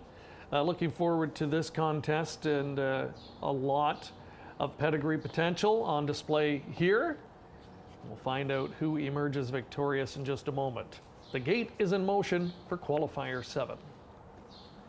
7th baby race, final baby race of our first half here today. Scratch number 2, Affair Somewhere. Number 1 is HP Momentum, gelded son of Control the Moment, owned by Claude Amel, Gestion A.A. Belanger, and Jean Tourney. Jean Tourney, the trainer, Sylvain Filion drives. 2 is out, 3 is Nassau Hanover, a sports writer colt owned by John Pentland, Peter Charlton, and Archie Leach, trained by John Pentland. Bob McClure drives, $25,000 yearling purchase.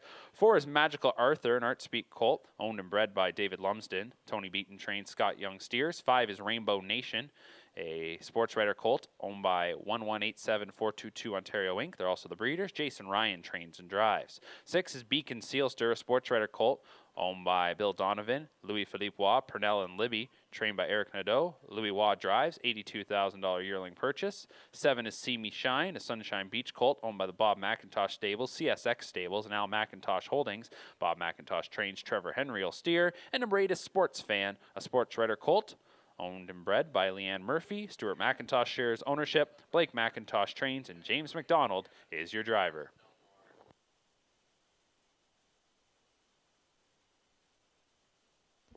Starting 8 swings into the stretch. Off stride is number 7, See Me Shine.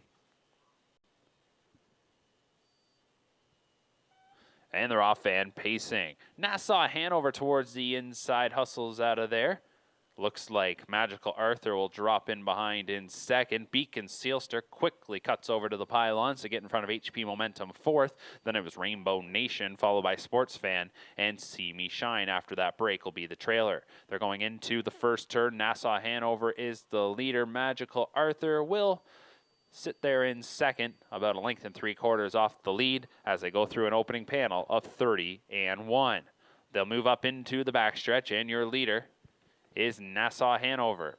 Racing second, Magical Arthur. Couple of lengths going back to Beacon Sealster in third. Then about 2.5 to HP Momentum. Racing in fifth is Rainbow Nation, followed by Sports Fan and See Me Shine. And now we have got a move at the front as Magical Arthur comes around for Scott Young and will take over the lead from Nassau Hanover, racing past the half in 59-1. So they were moving right along there in the second quarter as the race was clocked there in 29 seconds. A tad bit quicker for your new leader, Magical Arthur, who is just charging along around the final turn, leading it by nearly 4. Nassau Hanover in second. Third continues to be the debuting Beacon Sealster. Then we go a half dozen lengths back to HP Momentum. Rainbow Nation moves to the outside. Sports Fan will follow, and See Me Shine is in seventh. 3/4 time, 1:27-1. So that was a 28-second third split there for Magical Arthur, and he'll try to complete the trick here as he leads it by about 4 lengths. Back in second is Nassau Hanover. Beacon Sealster is in third.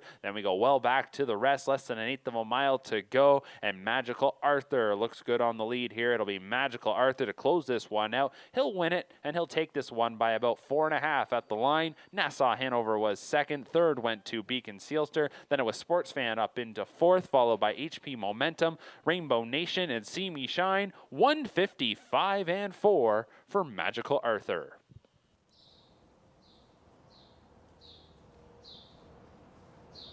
One we didn't talk a whole lot about prior to that race, Magical Arthur, the number 4, good-looking homebred of Dave Lumsden of Ancaster. Son of Artspeak kicks in with big back half speed to score in 55-4. Really impressive, I thought, and seemed to be on cruise control coming to the finish. Oh, yeah, absolutely. And, I guess we should have seen it coming. Anthony Beaton has a lot of nice young horses, and this one certainly turns in a big performance in his first time. With the conclusion of behind the starting qualifier car. number 7, we will now take an intermission. We had, Qualifiers to resume around. Sons of Sports Rider finishing 1, 2, 3 there. Artspeak, the sire of the winner, the Sports Rider second and third, I should say, with Nassau Hanover and Beacon Sealster in the runner-up spot.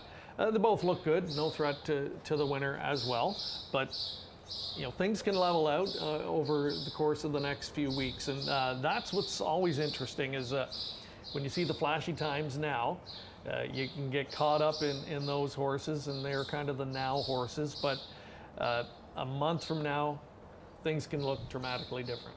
Yeah, I think I heard Sylvain Filion once say that time only matters when you're in jail. So I think that is rings true in harness racing, especially when right now in these races there's no money in the line yet, right? These are just races to educate and to prep. Certainly you want to see good performances, but again, I wouldn't pay too close attention to just what the times are, especially the ones that are looking nice in behind.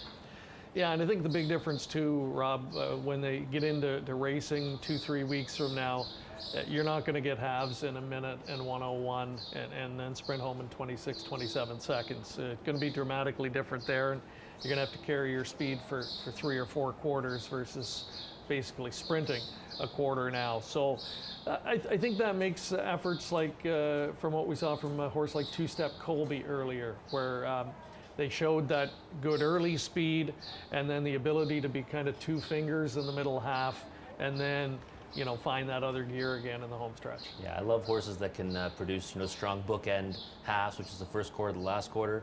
Also like when horses can, you know, travel progressively quicker throughout the mile in each of their quarters as well. That's what I usually look for in these races. Alrighty, well, it's been a really entertaining opening half of today's 14 race session here from Woodbine Mohawk Park. We are going to take a break now, and we'll give you about a half an hour or so to get ready for the second half of this morning's session. You're watching live coverage of the baby races on COSA TV.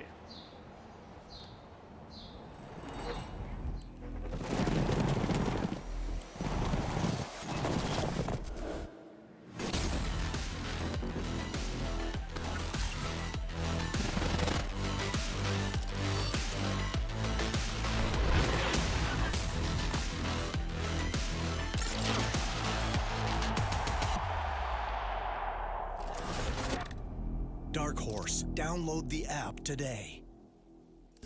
By now, you know the name COSA TV, an industry leader producing unique, high-quality digital content promoting harness racing in Ontario. Features, virtual programming, live events, and more. COSA TV has it covered. Follow our social media channels and be sure to subscribe to our YouTube page to view the latest content. And if you're looking to bet your favorite Ontario track, check out hpibet.com. COSA TV, taking Ontario racing global.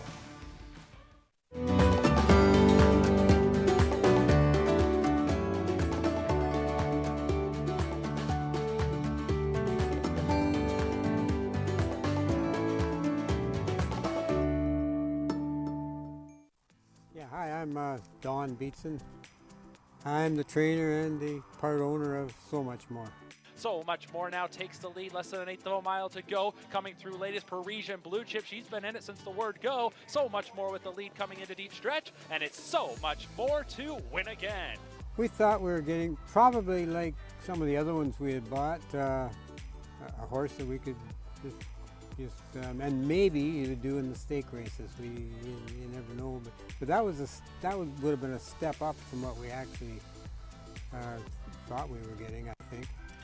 But right away, she showed more. When she first came off the trailer, the truck driver said, "Oh, she's a nice filly. She'll probably do in the grassroots around here." And I said, "Well, we hope she does." And that's about it. But she wasn't big, but other than that, everything was good. The very first race was the grassroots at London. It was like 10 days after we got her landed here. The next race was the grassroots race for the fillies at London. She won that. Yeah, she won that race in 1:54 and 2, I think, and we were really, our eyes were open after that. We thought, and we did, we tried the Gold Series a couple of times, and that was fine. She worked good, but she didn't have the greatest luck in there, so we decided to stick with the grassroots for that year. And she was, every time in there, she was really good. It's been amazing. She surprises us pretty much every time we race. I mean, we've raced all our lives at Clinton and London and Hanover and Grand River, and before that, tracks that aren't even around anymore, Elmira and Orangeville and Goderich, and to be able to go to Mohawk and win on a consistent basis, it's so exciting. I mean, you dream about it. It's been a lot of fun. It's been a heck of a ride for a small grassroots stable like ours, where we're only racing one horse these days. It's really special.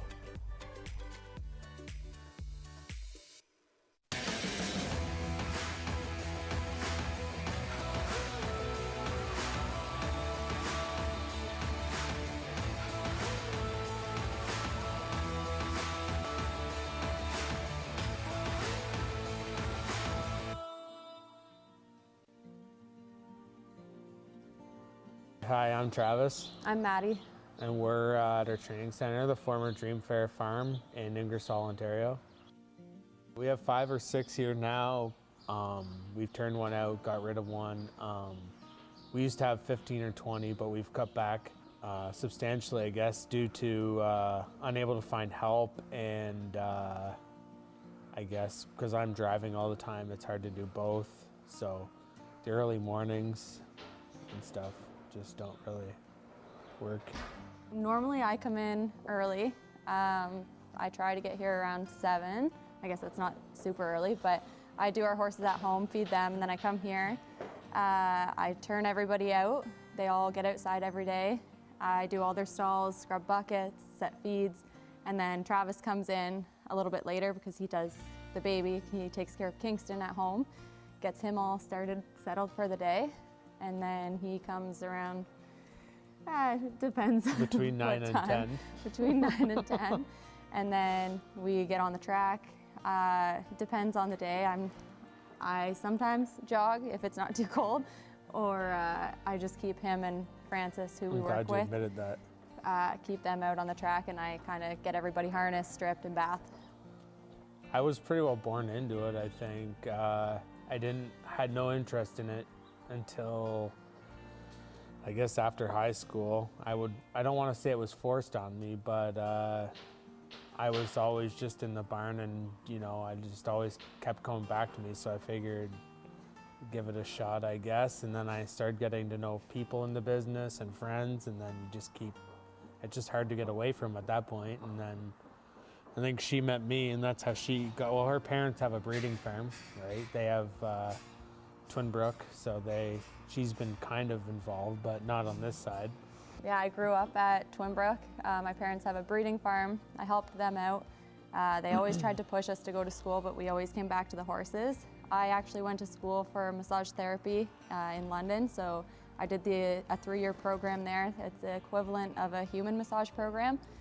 So this works out, I can actually massage on the side, but I still always come back. Once I met Travis, I always come back to the racing part of it too. I don't know what it is. I don't know if it's like a competitive thing or a lifestyle, or I don't even know what it is, but for some reason you always come back to it at some point. I don't know, like you try and get away from it, but you just get sucked back into it somehow. So we usually don't get through a day without her screaming at me. So if we can limit to the yelling at me like once or twice, it's usually a good day. Yeah. I don't know. In the big picture, it's great working together, and I don't know, to be able to say that you work and do everything every day with your husband is cool, but definitely a lot of challenges and arguments because we don't see eye to eye on a lot of things. And I guess you always shoot for as high as you can be, but I guess you're only as good as the horses you have in your barn and the horses you're driving. So for me, I'd obviously love to drive the best horses in Ontario, but just win as many races as we can. I guess that's all we can try and do. We'd love to have, we kind of got down the last couple of years. We've just had bad luck and not the greatest go of things, so it's kind of got us down a little bit. Like, we'd love to have a couple of good stake horses. Obviously, I guess that's everybody's dream, but just horses that that you'd enjoy racing more than anything. You know what I mean? You can go to the track and enjoy racing them. Hopefully you make a little bit of money. And no matter if you're racing in the bottom class or the top class, it's still about the horse, and it's fun just to be able to do what's right for them and take care of them, I guess. There's lots of competition out there, so it doesn't matter, young, old, it doesn't, I think, you're always going to have competition out there. There's lots of young guys out there starting out, so, and they have people behind them too right away. So, it's always going to be competitive. I think right now it's a little bit scary, obviously, with the whole COVID and the shutdowns and everything too. And I think there's always going to be struggles in the business, but it's going to take the younger generation like us to try and push to make it better and hopefully get it to what it should be.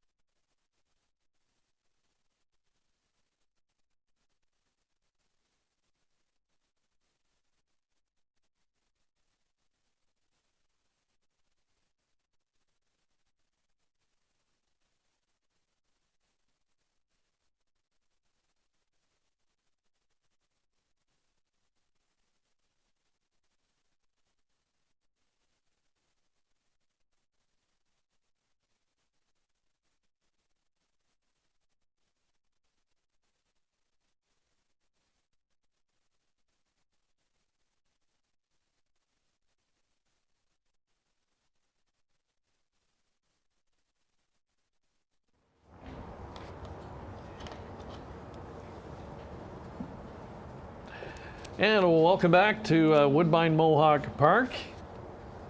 Just finishing up our mid-morning break. Greg Blanchard alongside Robert Reed Jr. joining us for the first time today. Great to have him on board. Mark McKelvey, of course, calling all of the action. And nice day. The sun's starting to peek out here a little bit. It's been a bit overcast, but all in all, nice day weather-wise. And we're seeing that translate to big times on the racetrack. We figured we would. We're now into week 3. We're starting to see some progression. And some of these guys really want to be ready to fire at first asking, and we saw that today by virtue of that 153 and 4 clocking. Oh yeah, absolutely. We've seen a lot of horses drop significant time today, especially the ones that have already had a qualifier under their belt. Some right off the bench too, right? Making their first start, producing big speed. So the weather certainly has helped with that, but I'm excited to see a lot of these horses get into real action from some of the previous runners we've seen on the card today. Yep. Now, are you making some notes? I know, again, you've got that horse player journal you write for the program. You do the handicapping now at Grand River and some other things. So you making some notes? Are you trying to identify a couple that maybe are just going to be a little bit under the radar when they make that first start? Yeah, for sure. I've been making notes all day, and I mean, a couple of them that caught my eye was, you actually highlighted the horse, was Twinbee Archie. Kipper Whippersnipper was obviously a rock-solid winner, won by 11 lengths, but Twinbee Archie, I thought, did all he was asked to do in finishing second in that one. So that's one I put a big circle around, because those ones where a horse gets beat by that big of a margin are pretty hidden when they come out for their first start. Well, baby races today, we've got 14 in total, 7 in the books and 7 more to come. We're focusing on the colts and geldings today, both trotters and pacers. And here's a look at the field of trotters coming up next in qualifier 8. 7 of them are set to go behind the starting gate, and we'll see a variety of stallions represented in here. The late Cadabra has one in post 7 starter Real Cool Moves. Archangel, I like what we've seen from his offspring the first couple of weeks. He's got 2 in here. The Champ, who made a miscue last time out for the father-son combination of Dave and Ryan Holiday, and also number 3, St. Ives. This one finished 6th last week in the debut, just raced evenly. Rob Fellows has already sent a winner out on the program today. He'll team up with Trevor Henry this time around, and another one of those, as we've mentioned a few times today, that will really look for that noticeable improvement or jump up in time from week 1 to today. Yeah, absolutely. I think that we'll see this one drop significant time, 2:03 and 2 last time with a 31-second final quarter. I would certainly think they'll be looking for a much better performance today, and I think we're going to see that too from number 2, Duly Resolved. I'm excited to see this one and his follow-up effort after a nice one last time, coming home in 28 and 2. We want to thank COSA TV for making this live coverage possible once again this year. Thank you to our friends here at the Woodbine Entertainment Group for accommodating us as well. Always fun to be here at this time of year. And a thank you today as well to our friends at Winback Farm. They've donated 5 baseball caps that we're going to give away. Enjoying hearing where everybody is watching in from today. Leave us a comment or question if you got it, and we'll try and get those to you as well. But later today, we're going to be drawing 5 names to win those Winback Farm baseball caps. And they'll be donating some other prizes for us throughout the season as we begin our live coverage coming up soon as well. And it starts, in fact, a week from this Sunday. We'll be up in Clinton Raceway for this year's edition of the Kin Pace Final. They've got eliminations this weekend. And just great to see racing in full swing, including the Ontario Sire Stakes just around the corner here in Ontario. Yeah, racing now, rocking and rolling across the province, and in that first destination, Clinton. It's always a good race, that Kin Pace. So excited to see that one for sure. There's a look at the OSS schedule for the opening weekend. It starts on Thursday. Canada Day, July 1st. We've got 2 divisions here at Woodbine Mohawk Park. Back on Friday night with the 2-year-old filly pacers. The Glamour Boys are here on Saturday, as well as the rookie colt pacers. That same night, Hiawatha Horse Park in Sarnia will welcome grassroots 3-year-old colt trotters. The Ontario Sire Stakes getting set to go for 2021. For complete information, make sure to visit their website, OntarioSireStakes.com. We said earlier too, Robert, it's just great to be here. I mean, the atmosphere of being at the racetrack simply can't be replicated. We try our best with this type of coverage to really bring the experience home to you, but being here, it's so nice. And especially on a day like today, we're seeing all of the top trainers and drivers, these good-looking youngsters in person, and just the atmosphere of being on the tarmac. It's incredible. Oh yeah, absolutely. You know, it's been way too long for me personally, Greg, and like I said to you, just hearing the horses behind me, you know, and the sights and the smells are just, it's just a real welcome, something that was much needed for me anyways, being a huge fan of the sport. Invigorating, to say the least. And we've got trotters now making their way out to the track for today's 8th qualifier. Want to welcome in our viewers from British Columbia today, and we've got Reed Curtin joining us from there. Hello, Reed, and hello to everybody tuning in today. Hello again to Mark McKelvey. He's up top. And Mark, what was the highlight for you in the first half of today's session?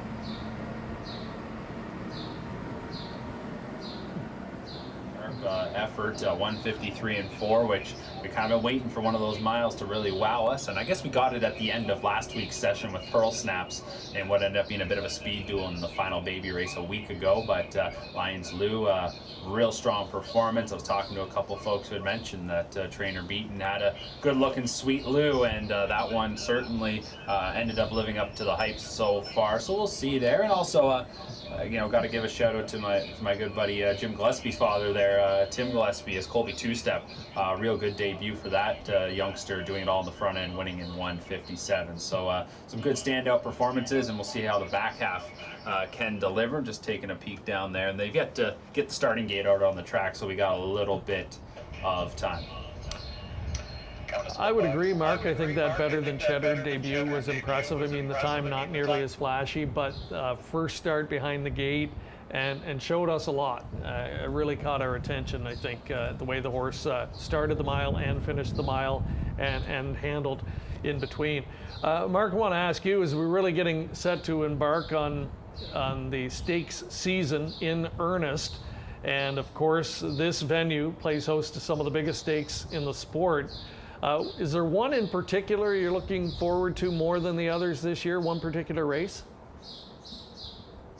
Typically my answer, I usually try to go away from the Pepsi North America Cup. You know, it is the most prestigious race, but for myself, I usually get pretty excited about the Metro Pace, and I think that's got a lot to do with the fact that, you know, we're here on days like today for the baby races. You are watching the future stars, and the Metro Pace has been a race that at some times you've got a real standout going into it. Other times the winner, that's their launching pad. You know, you think back to 2004 when Rock and Roll Hanover won the Metro Pace. He was an upset winner. It's probably hard to believe that if you didn't really know the kind of the starting for a horse like that, because you'd think after the great career he'd had, how could he have been an upset winner in the Metro Pace? But that's a race that I've always hold pretty close. That's one that I really enjoy. The Mohawk Million, though, guys, I think it's going to be interesting to see how that plays out this year, especially having had the original or the inaugural one last year. It gave everybody just an opportunity to sort of understand the concept, and I think we will see a lot more wheeling and dealing done this time around, especially considering we've got a few groups that have purchased 2 slots, so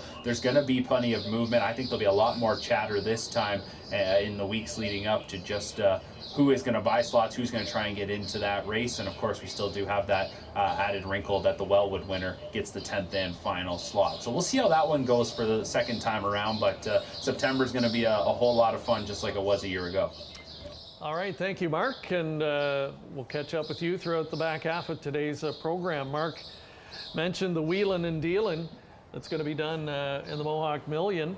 And speaking of that, sire wheeling and dealing represented in here by post 6 starter Wania making the debut. First look at this one that we are getting, a $50,000 yearling purchase. Blair Burgess trains and is scheduled to drive here today as well. And wife Karen shares in the ownership with Clay Horner, Anderson Farms, and Sterling Fisher. And Blair, no stranger to stakes trotters, of course, a 2-time winner of the Hambletonian. Yeah, absolutely, and looking forward to see this one go behind the gate. Blair calls his own number today in the bike, and I think we'll certainly see better things to come from this one beyond today as well, and this one making its first attempt behind the starting gate. And I just have to look around and make sure that the horse is indeed out on the track, and I'm not sure, and that's the one downside of this, is that sometimes we don't get all of the changes, so we talk about a horse and it turns out they're scratched. I don't think I see the 6 out there, unfortunately, so maybe not going to go posted as scheduled today. But we do have 6 of them assembling. Here's Mark with the call of Qualifier 8. Colton Gelding Trotter, scratch number 6, Wania. Number 1, the Champ, Ryan Holiday for trainer Dave Holiday, owned by Caroline Holiday. Archangel Colt. 2 is Duly Resolved Colt, owned by Back Stable, David Hudson, Don Allenson, and Gaelic Stable. John Bax trains, Paul McDonnell drives, $30,000 Lexington buy. 3 is St. Eves and Archangel Colt, owned by Yolanda Fellows, Blair Corbeil, and Trojan Horse. Rob Fellows trains, Trevor Henry will drive, a $12,000 Harrisburg purchase. 4 is Delgado, a Trixton Gelding, owned by Bob Young, who also trains. He shares ownership with Russell Pickup. Scott Young will drive, $25,000 Lexington buy. 5 is DeChambeau, a gelded son of Cadavra, owned by Gary Lance, Paul Reed, BC Reichelt Stables, and Tony Casha. Paul Reed trains and drives, a $30,000 Harrisburg buy.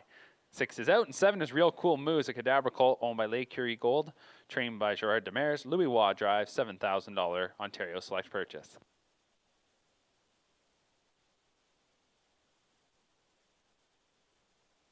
Starting 8 swings into the stretch. Trotters are picking up speed, and here they come.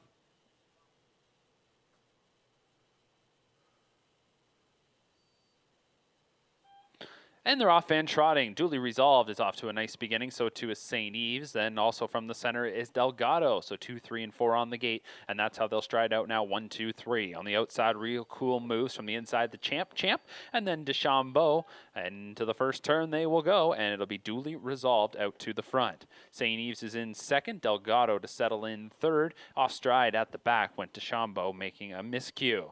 To the opening quarter, and another breaker. Off stride went Real Cool Move. So a couple of breakers before the opening quarter, which was trotted in 30 and 3. Into the back stretch, and it's a loose lead here of 4 lengths for Duly Resolved. In second is St. Eves. Now going around that rival will be Delgado, who is followed by the Champ. Going back then to DeChambeau and the other breaker, Real Cool Moves. So Duly Resolved just doing this all by himself, a $30,000 Lexington Select purchase.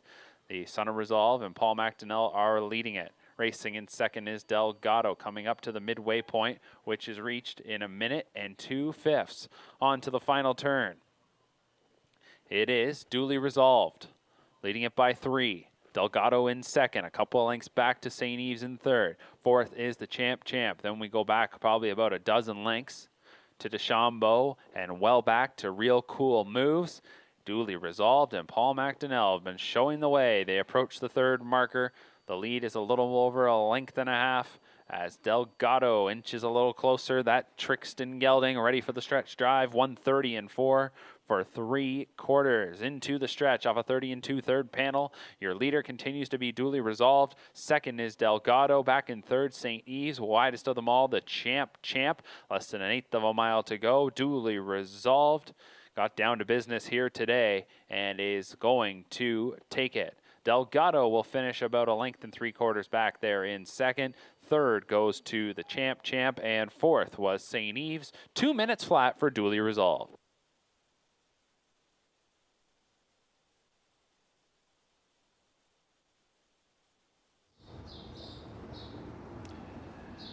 A rock-solid, workmanlike effort from Duly Resolved. Paul McDonnell teaming up with trainer John Bax, and the son of Resolved, a winner in 2 minutes with 59 and 3 back half speed. And we look at the slow-mo, that's kind of a nice way of going. Not a real big colt, but compact, and the head down and reaching for racetrack. Yeah, I was looking forward to watching this one today. I liked the way he looked last time on June 11th, and nice winning effort there. Paul McDonnell didn't ever really have to ask this one, and solid looking colt under the line there. And how about the season Paul McDonnell's having? Yeah, incredible, isn't it? Kind of a resurgence for Big Mac, and yeah, he's very good at this point in his career, especially with these young horses, and another guy that really knows how to bring them along the right way in these kinds of qualifying races. John Bax, his record speaks for itself, and I think they've got a good one on their hands here. Oh, absolutely. I love the progression from first start to second start, and I think we'll see good things from Duly Resolved. Is a half brother to Bright Eyes, winner of over $300,000. And a son of Trixton Delgado, finishing in the runner-up spot. Trixton, of course, a great career on the racetrack. In his 19 starts, won 12 times and banked almost $1 million for Team Tactor, and has been making an impact in the stallion ranks. This guy has looked good from what we saw today. And the Champ, maybe just a quick thought on that one. Rebounded after a mistake in the middle half of the race last week. Yeah, I liked the way this one closed up. Was in the center of the track, and certainly a much better effort than the miscue last time. And I'm assuming the name must be a reference to Conor McGregor, I guess. Champ. Yeah, it could be. Yeah. We and you know we had the boxing reference last week. Marvin Hagler, he's back in today, I think, as well. Well, there he is. Yeah, he's in this upcoming 9th race, post-6 starter there. So that's our cue to turn our attention. We've got another field of trotters coming up here, 7 of them in total, including the Creatine brother to the stakes-winning Beads. And Beads is one that race fans have seen in recent weeks doing some good things. He won a graduate leg last weekend at the Meadowlands in 151. Ultra fast trotter from the Per Engblom stable, and closing in on $350,000 in career earnings. So we'll see if this one goes. Now, Blair had one scheduled back in Qualifier 8 who did not start. Blair Burgess is the trainer and driver on this one as well. So we'll keep an eye out and see if King Cactus, number 5, will indeed be taking part in this one. Don Corleone, number 3, one of several today by the aforementioned Muscle Mass. You know, when you were in recent years trying to figure out, well, who's going to be that heir apparent for Cadabra at some point, it seems like right now he is certainly the it horse on the trotting side in Ontario. Oh, for sure. You can't open a program, especially on OSS night, without seeing a huge number of Muscle Mass colts and fillies. So I certainly think that it's his time, and some nice ones in this stash for sure. There's Marvin Hagler, number 6. We talked about him a moment ago, a son of Crazed, owned by Mary Pedden and Mark McCory. Mark trains this guy, Sylvain Filion, in the driver's seat.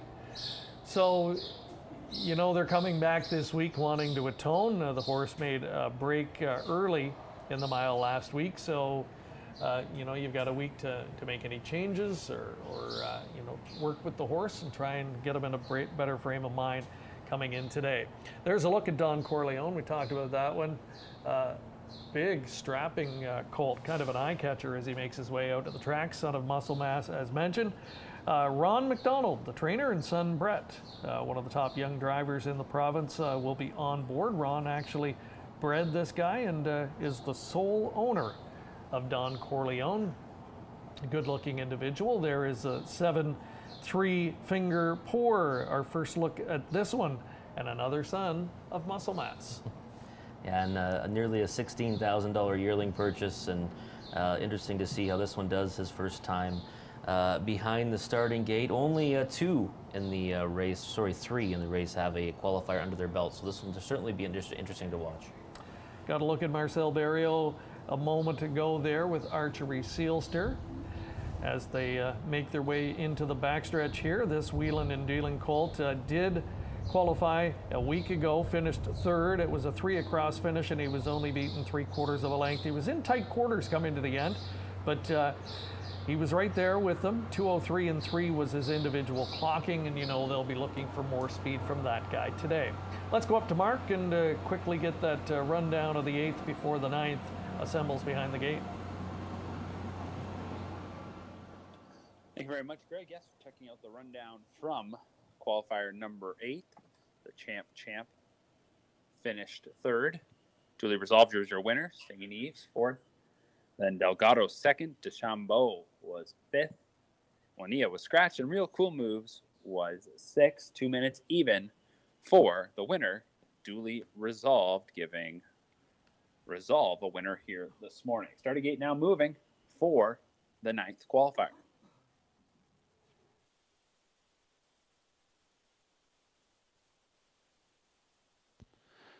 Here we go for the 9th baby race. 2-year-old Colton Gelding Trotters. Add trotting hobbles to number 3, Don Corleone. 1, Marauder Sealster, a muscle mass colt, trained by Amanda Fine. Louis Waugh drives, $55,000 yearling buy. This one's owned by Steve Heimbecker. 2 is Guinness, a muscle mass colt, back stable, the Cavalier stable, going to the show stable, and Ken Bax are the owners. John Bax trains, Matt Bax drives, $22,000 yearling purchase. 3 is Don Corleone, a muscle mass colt, bred, owned, and trained by Ron McDonald. Brett McDonald drives. 4 is Archery Sealster, a wheeling and dealing colt owned by Gestion Mastel and Marcel Barrio. Barrio trains and drives, an $85,000 yearling purchase. 5 is King Cactus, a creatine colt. Karen Olsen Burgess, Linnea Lindstrom, and James Walker are the owners. Blair Burgess trains and drives, a $40,000 yearling buy. 6 is Marvin Hagler, a crazed colt owned by Mary Pedden and Mark McQuarrie. Mark McQuarrie trains. Sylvan Filion drives, $13,000 yearling purchase. And 7, 3 Finger Pour, a muscle mass colt. Leo Fleming, Bill Main, Stephen Papillon, and Bill Cripps are your owners. Leo Fleming trains. Phil Houdon drives, $15,000 yearling purchase. Trotters for the 9th qualifier. Starting gate swings into the stretch. Wind has picked up a little bit here this morning at Woodbine Mohawk Park. Here they come for the 9th. And they're off and trotting. Guinness steps out from the inside, from the center. There goes Marvin Hagler firing the first blow. On the outside between horses, Archery Sealster getting away 4th is Marauder Sealster. Then it'll be 3 Finger Pour looking to settle in 5th in front of Don Corleone. And your trailer is King Cactus. Into the first turn they go. Filion being careful here with Marvin Hagler. He made a miscue last week in the early going. This time, though, he's trotting well to the opening panel. He'll be the leader, but not for long. Archery Sealster will come around. 31 and 3 was the opening quarter. So Archery Sealster will clear his lead to be short-lived, as here is Marauder Sealster for Louis Waugh, who will trot right on to the top. So it'll be Marauder Sealster to take command with 3/8 of the mile now complete. Racing in 2nd is Archery Sealster. 3rd is Marvin Hagler. Trotting 4th is Guinness, followed 5th by 3 Finger Pour. And then your trailer 6th, that is King Cactus. One more back there, as Don Corleone is your trailer. They're approaching the midway point, and Marauder Sealster goes past the half in 1:02 and 4. On to the final turn. It's a couple of lengths here for Marauder Sealster in front of Archery Sealster. 2 lengths then back to Marvin Hagler 3rd. About that same margin to Guinness. Another couple back to 3 Finger Pour, King Cactus, and Don Corleone your trailer. So here's Marauder Sealster. 2nd qualifier for this son of Muscle Mass. Finished 4th in his debut, was 4th throughout the entire mile. They change it up this time around. He's on the front, and he's passed 3/4 in 1:33. So turning for a home. And Marauder Sealster will try to outsprint his rivals. He's got the jump on them of a few lengths. Archery Sealster in 2nd. On the outside is Marvin Hagler. 3 Finger Pour trying to get up into 4th over Guinness. Then we go back to King Cactus and Don Corleone, your trailer. 16th of a mile remaining. It is Marauder Sealster and Waugh with the lead. Marvin Hagler's going to get a little closer, but will come up about a length short. At the line, it was Marauder Sealster. Over Marvin Hagler, Archery Sealster, then 3 Finger Pour, Guinness, King Cactus, and Don Corleone. 2:01 and 4, 28 and 4, final quarter for Marauder Sealster.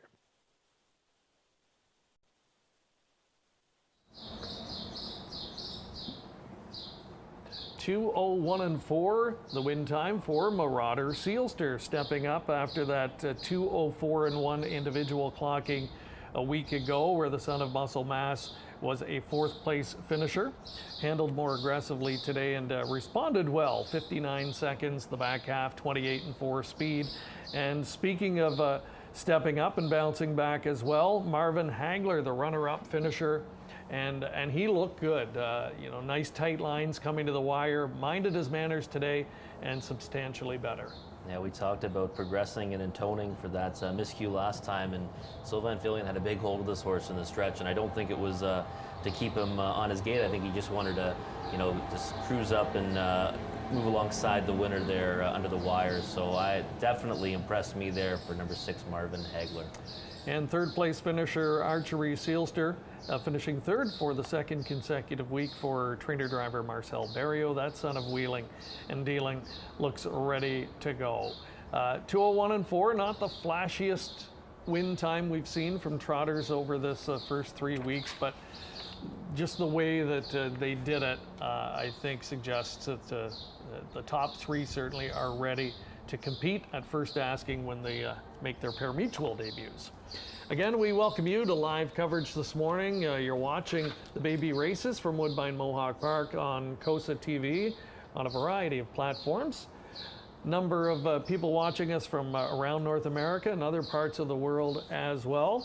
We'll say hello to Brian Gibb. Brian rode in and really looking forward to watching our last couple today, because he's got Gold Rush Sealster and Stu's Watching in there, a couple that he picked out at the sale that he liked, and he wants to keep following them. He'll be keeping an eye today all the way from Scotland. So thank you, Brian, for tuning in and dropping us a note as well. Dan Clements watching in today as well. Hi to Dan. And yeah, he relocated down London way, son Ryan down there. He's got his own little tech startup business, of course, well known for that, and a man of many talents. He's, I think, the track photographer this year at Clinton, doing a bit of training. He owns racehorses as well. So the Clements family, certainly well known in harness racing circles here in Ontario as well. So again, hello to everybody watching in today. Still plenty of coverage left to come. We are moving next to race 10, another group of trotters here, a field of 7. We'll go to the post and we look at the different stallions represented in here. One of them is Royalty for Life, and of course he's been a mainstay in Ontario the last few seasons. Some big news on that guy. He's recently been sold to Ohio interests.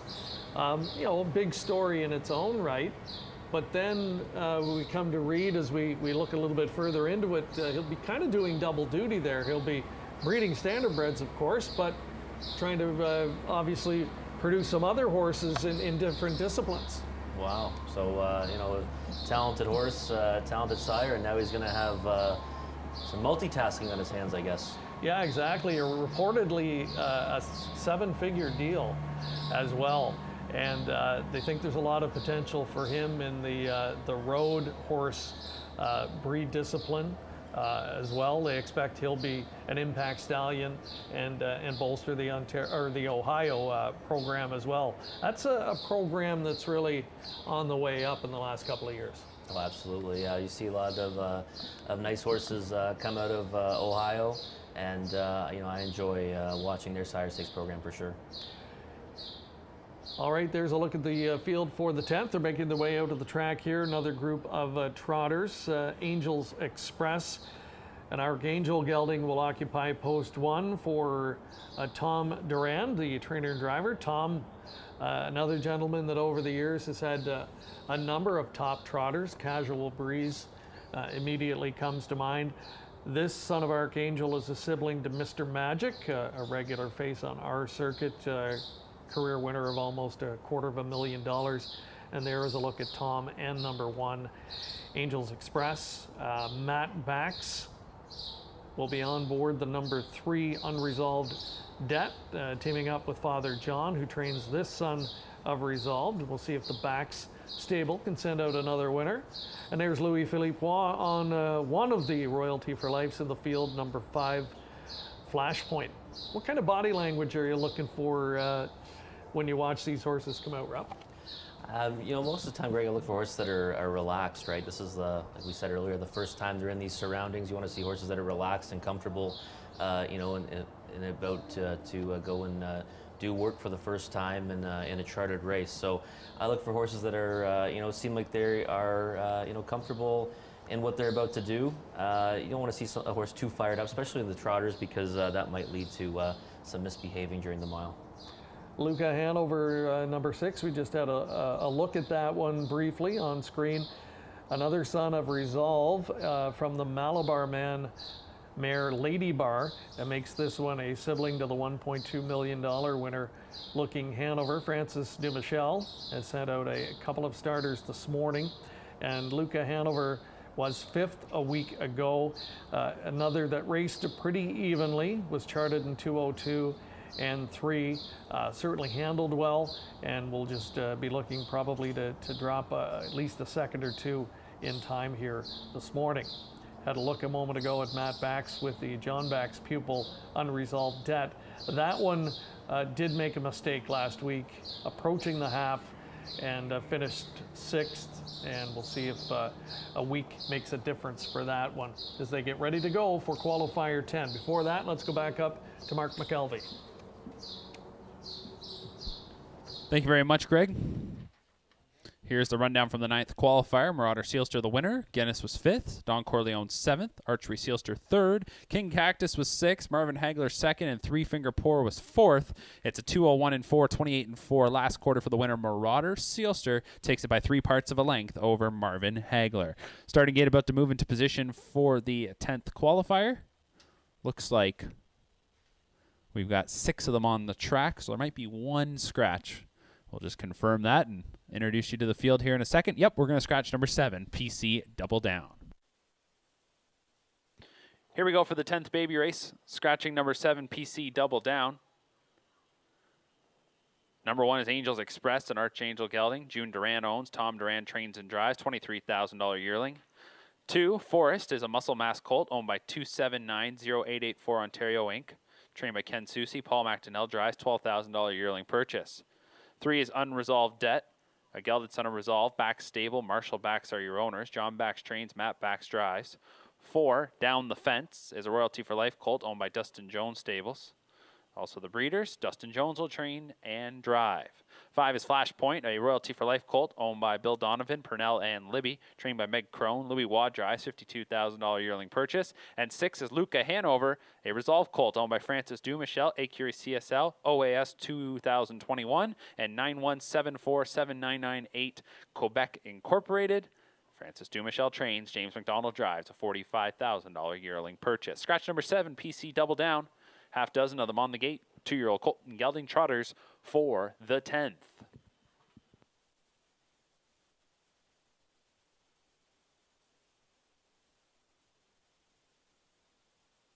Starting gate to the top of the stretch. A field of 6 on gate for the 10th. Picking up speed, and here they come.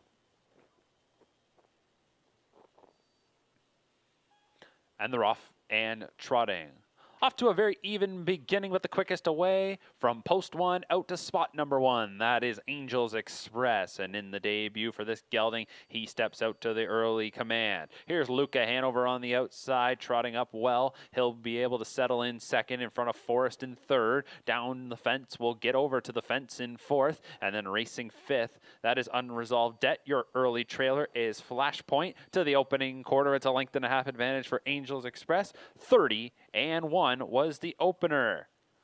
On to the backstretch they'll go. The debuting Angels Express leads it by a length and a half. Luca Hanover in his second qualifier races right there in the 2-hole, right on the leader's back. Tightly grouped as well is Forrest, as down the fence, Unresolved Debt, and your trailer Flashpoint. So they're all really right there, pretty much almost nose to helmet as it gets for a baby race coming to the midway point.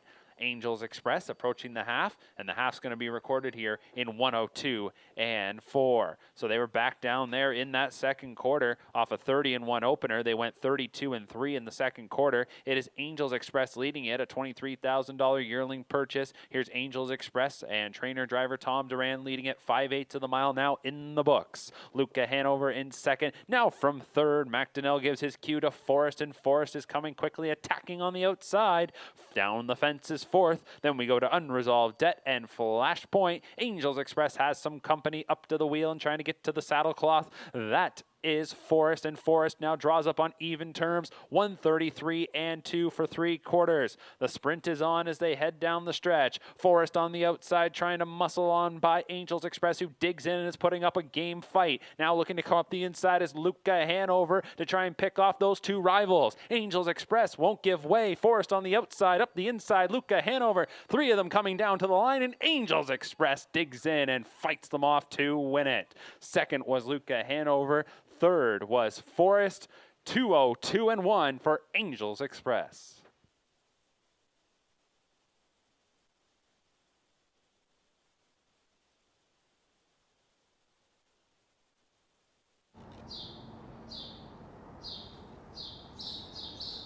So the win time, 202-1.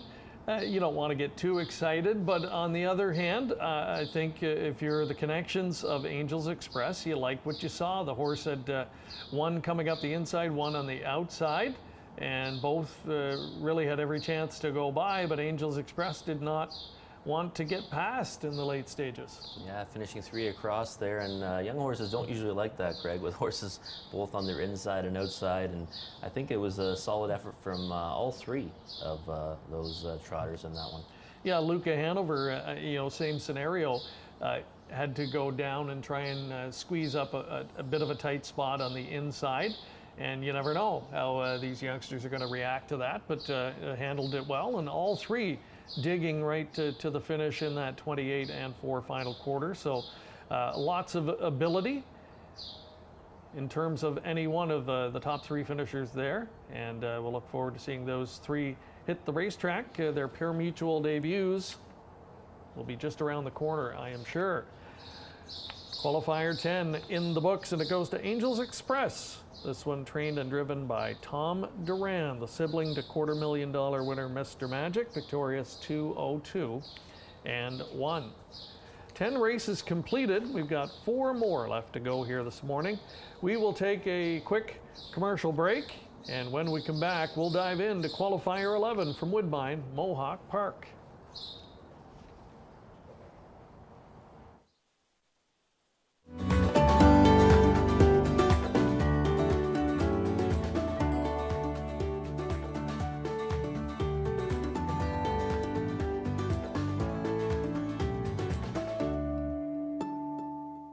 By now, you know the name COSA TV, an industry leader producing unique, high-quality digital content promoting harness racing in Ontario.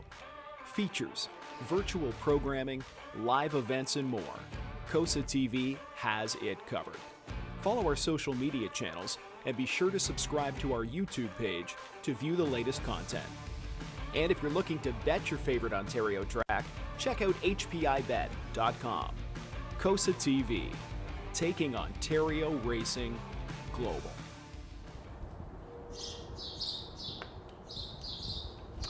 Welcome back. We are at Woodbine Mohawk Park. We've got live racing all weekend long, including tonight.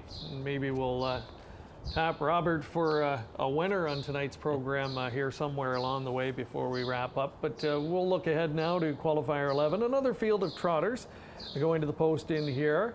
I know we're both anxious, and I'm sure a lot of people at watching Drinks at Home for a second time. This one is the younger brother to Macho Martini. Of course, one of the top 2-year-old trotters in all of North America last season. This guy finished 6th last week, got away 7th, handled very conservatively. What are you expecting today, realistically, in week 2?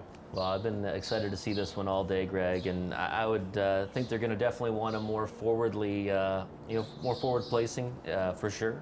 I wouldn't be too concerned, though, if he doesn't go out and win. I mean, if you look at the way Macho Martini progressed, similar effort in his first qualifier. He made a break in his second. I know they certainly don't want that today for Drinks at Home, but he recovered to be second after making that break in his follow-up qualifier, and then, of course, won an OSS Gold in his first lifetime start. So I think any kind of progression like that, minus the miscue, would be something that the connections are looking for. Yeah, Macho Martini, I mean, just an update on this guy. Last year, he went 8 for 11. He made almost $500,000, raced in most of the big dances. And he was second in his first qualifier back this year at Harris Philly. He was beaten there in 59-2. Has since come back to win a qualifier there in 58-4. And has yet to race, and this is a guy with Hambletonian aspirations. So, yeah, at first glance, people might find that a little bit concerning, but, you go back to a horse like Forbidden Trade and look at his path to winning the Hambletonian that year. It wasn't long before that where he, had qualified in what was considered a really slow time, and people wondered, is he going to be ready and capable of, let alone winning, competing in a race like the Hambletonian? Yeah, the patience is the key, right, with these young horses. The big money events come later on, and I think that it doesn't make sense to rush them along in these connections. Determination, Luke Blais and Bob McClure have turned it down into a science of getting these horses ready for the big races. Yeah, and just going back to that qualifier from Forbidden Trade, on July 30th that year, he was beaten here in a qualifier in 57-3, and 2 starts later, won the Hambletonian.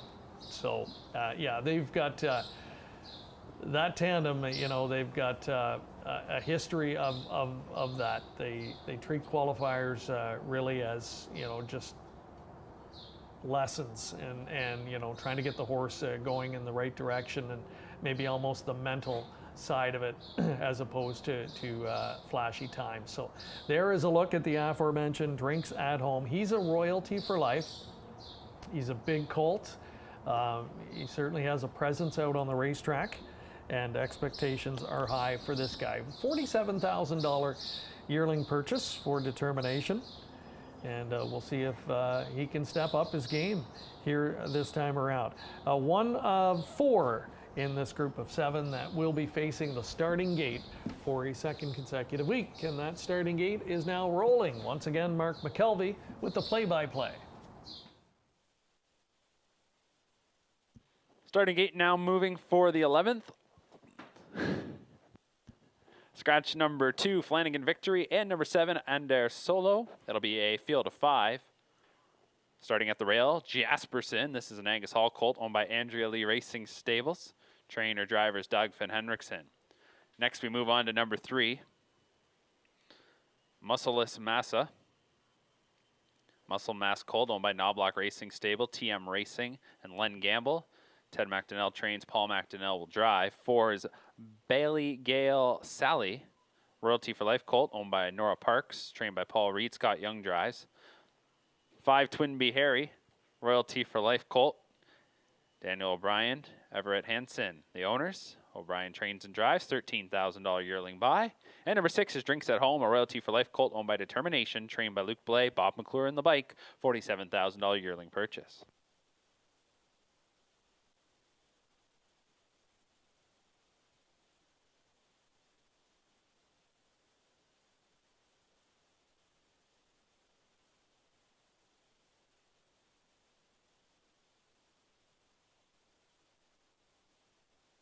Starting gate swings into the stretch.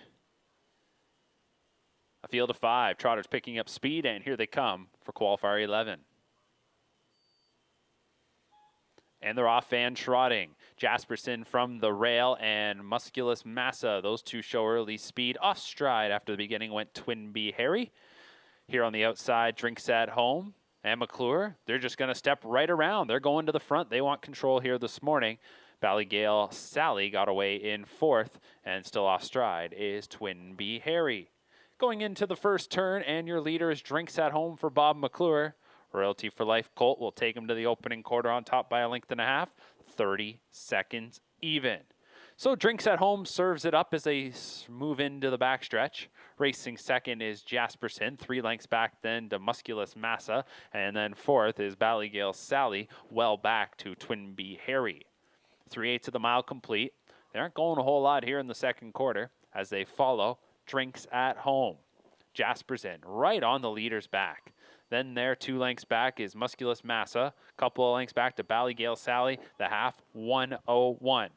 So it was back down 31 seconds in the second quarter after that 30-second opener. Entering the far turn, Drinks at Home, $47,000 yearling buy. Determination, Blay, and McClure. All teaming up here as they go around the final turn. Drinks at Home, the leader. Jasperson in second. Here comes Musculus Massa on the outside now, advancing. And then it's back to Ballygale Sally. 3/4 is recorded in 1:32. So back-to-back 31-second quarters for Drinks at Home. A 1:02 middle half. Drinks at Home ready to close this one out. It's last call with 1/8 of a mile to go. And Drinks at Home leads it by 3, now 4. Musculus Massa is in second. Ballygale Sally third. And Jasperson back in fourth. Drinks at Home takes care of business this morning, winning it by a pair. Time of the mile, 2 minutes, 4/5, a 28-4 final quarter.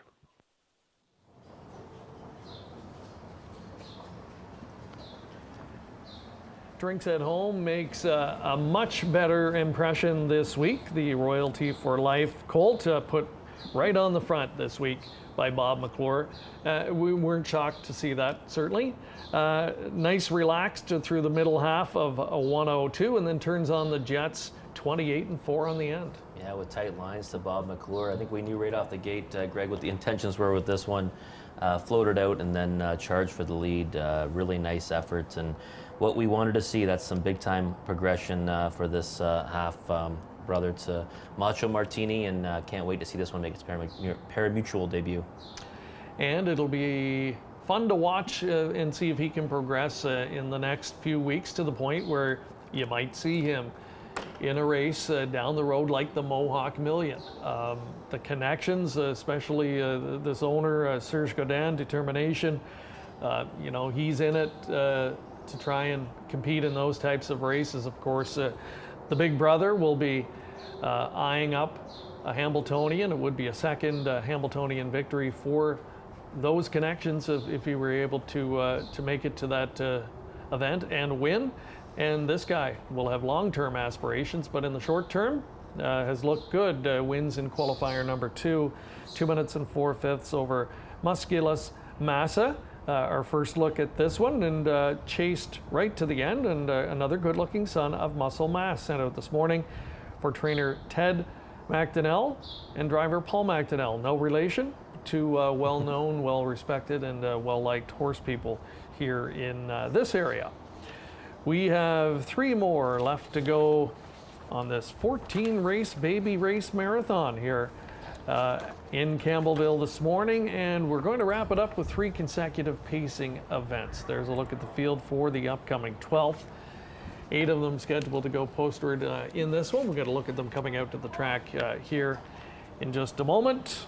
And one of the horses that will garner some attention, I think, coming into this will be number 1 Sports Advisor, Rick Zeron training. He's got the services of Trevor Henry in the driver's seat today. A $32,000 yearling purchase, another son of sports writer.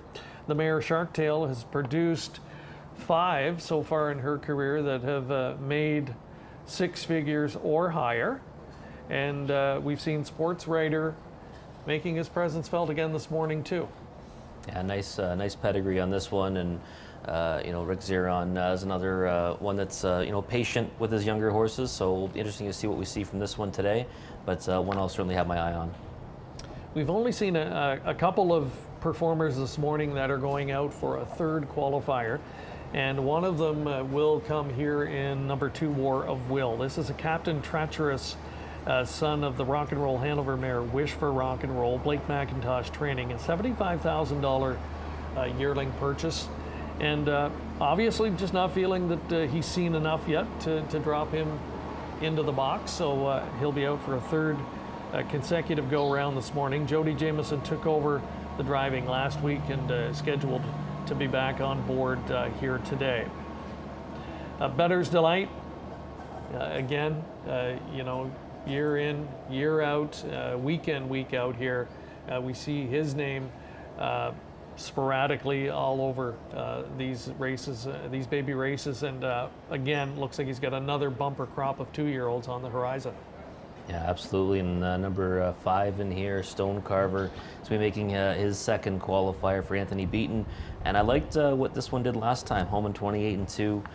This son of Bettor's Delight, I think, will probably be looking to drop some time today and be one of the main players in here. Their sports advisor, we talked about that one a few moments ago. Son of Sports Writer. Sports Writer really one of those that often stamps his offspring. They've got kind of a similar size and stature and look to them, and there's a nice vantage point of that one, and some of the others getting ready to go behind the starting gate here for qualifier number 12. So scheduled for a field of 8 this time around.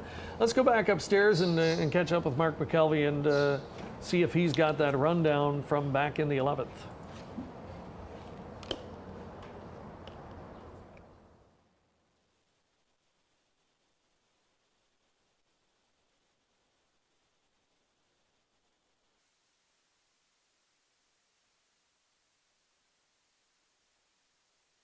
The 28-4 final quarter for Drinks at Home.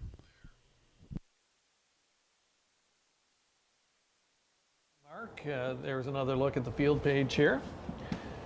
It's going to kind of turn around and have a quick look, and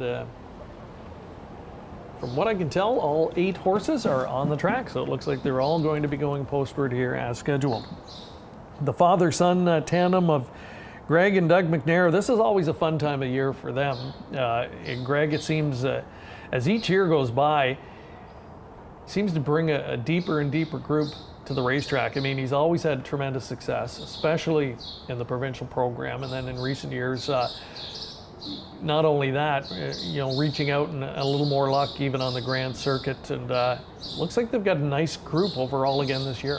Yeah, absolutely. And this one here is one you look for some progression today. Home in 29 seconds last time. Number 6, Airy Shadow, son of Shadow Play, $60,000 yearling purchase. Should be good to go today.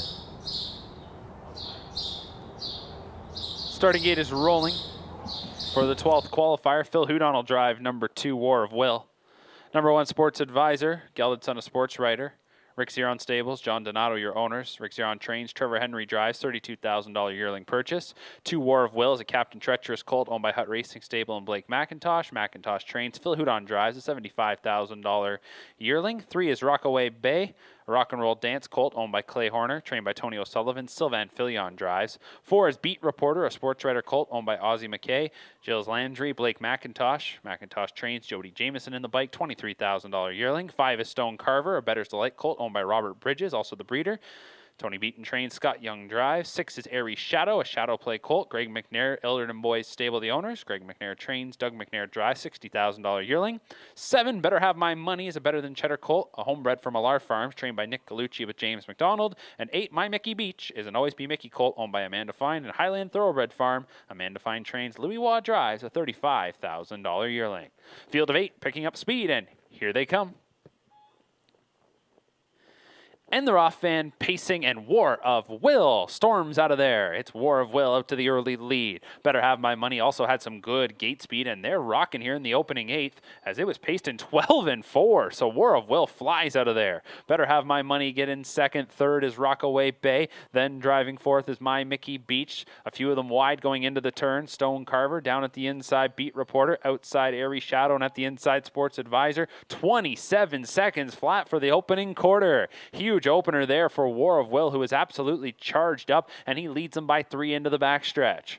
So it is War of Will, the leader. Phil Hudon will try and settle him down here now and rate him in the second quarter off that 27-second opener. Back in second, but trailing by about 3 lengths. That is Better Have My Money. Third is Rockaway Bay. Then racing in fourth is My Mickey Beach, 2.5 lengths back to Stone Carver, who is tracked by Beat Reporter. Then it is Sports Advisor and Airy Shadow, 57-3 for the half, 30-3 in the second quarter. Onto the far turn they go, and War of Will, the son of Captain Treacherous, shows the way. He points them around the final turn. Better Have My Money sitting there in second, and he showed good gate speed, and he's getting the 2-hole trip. Third is Rockaway Bay. Then in fourth is My Mickey Beach. That debuter looks ready to go. Then we go about 5 lengths back to Stone Carver, to Beat Reporter, to the outside Sports Advisor, and then your trailer as they spin for home is Airy Shadow. Off 3/4, 127 flat, and it is War of Will. Here is Better Have My Money shooting on by and now taking the lead.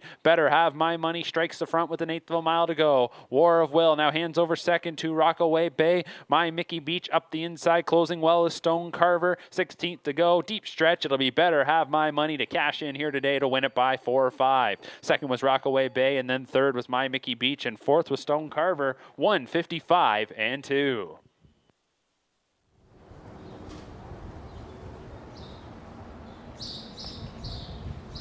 Better Have My Money, victorious in qualifier number 12, was part of that early speed and got situated in the pocket early.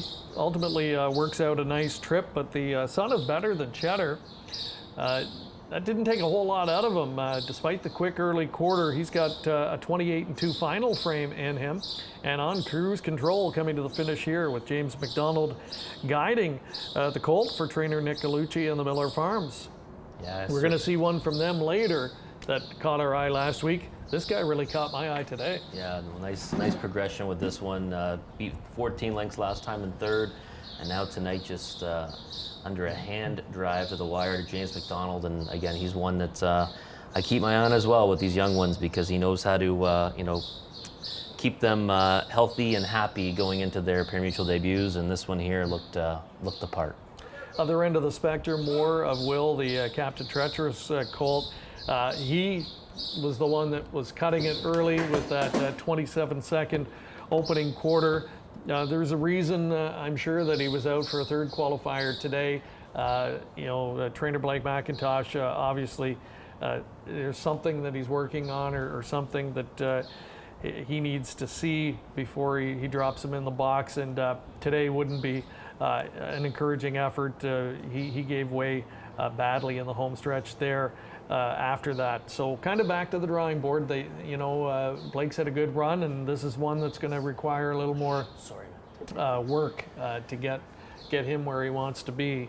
But for Better Have My Money, looks like he's right on track. Rockaway Bay was a good second. That's a rock and roll dance colt who was fourth last week in his first start.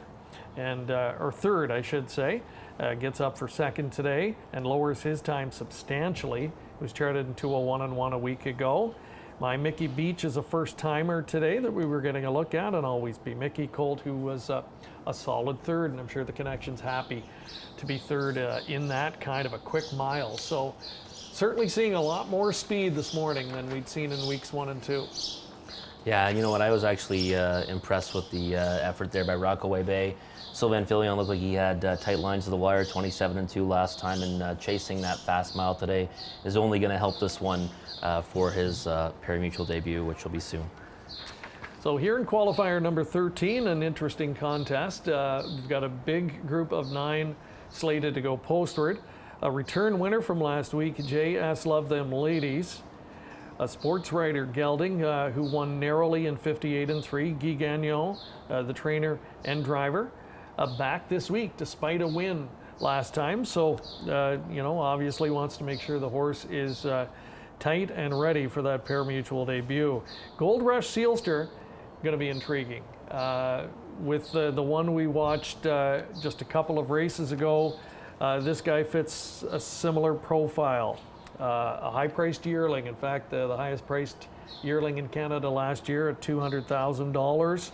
The Bettor's Delight colt. It was just kind of okay last week. Finished 5th, and hard to know what to expect today. Yeah, didn't really get asked to do too much last time around, and I think that'll probably change in this second qualifier. They'll be looking to drop significant time from that 2 minutes and 3. Home in 29 and 4 last time, but I think that we can expect to see a lot more from this on a Bettor's Delight. I think so, and we'll see if that is the case. Google My Chrome #1 was out last week for Blake McIntosh and finished 6th, raced evenly. We'll be looking for improvement. Sports section was one of those that I thought was sneaky good a week ago. That's your #5 starter today, a Sports Rider Colt, trained by Jared Bako, Louis-Philippe Waugh driving. Finished 3rd, but was caught into one of those back half sprints. Did pass some rivals and had good final quarter speed on the end. Yeah, 27 and 3 is a rock solid final quarter, and this one was motoring late. Got beat 7 lengths, but again, there's no money in these races just yet. I like the fact that this one also got away, decently enough from post 8. So interesting to see what this one does today. And it looks like the Golden Greek, Chris Christoforou, has picked up the driving assignment this week for #2, JS Love Them Ladies, for Guy Gagnon. Guy, of course, based at Rideau Carleton in Ottawa, where he's been putting up some amazing numbers the last few years.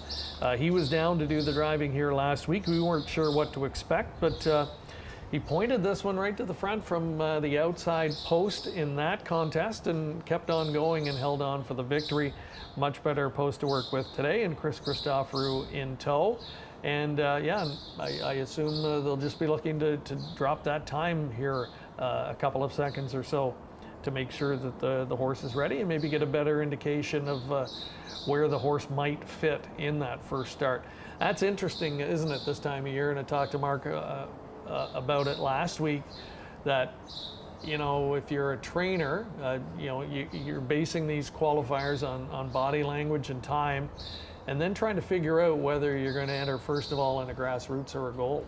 Yeah, it's got to be some difficult decisions out there, and I'm sure that the drivers, when they come back, probably have a lot to do with where horses go, because they certainly know the horsepower underneath them. And it's always interesting to see the ones that sometimes even graduate from the grassroots level to then move into the golds after a few starts. And nice to have those options. And in Ontario now, the 3rd tier to go along with that, the Prospect Series as well. So it really does give the owners who've invested in these youngsters some different options. They all progress at different rates. Some, as we've seen, are race ready right now and will be the early stars. Others will blossom as the year goes on. There's a look from high atop Woodbine Mohawk Park. Let's go back up to Mark McKelvey just prior to qualifier 13.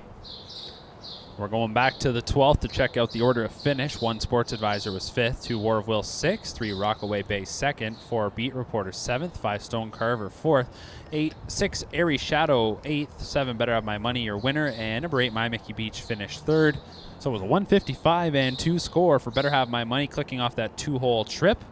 55 and 2. Nice connection there of McDonald and Gallucci. They had success yesterday, and they have throughout all the baby races basically, and they team up here nicely with that Better Than Cheddar Colt, Better Have My Money for Millar Farms. Getting set for the 13th, and it'll be a field of 9. So I think our biggest field we've seen to this point today.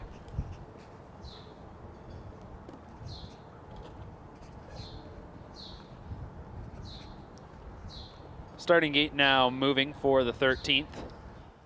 Scott Young is going to drive number 9, Fox Valley Carlin. 1 Google My Chrome.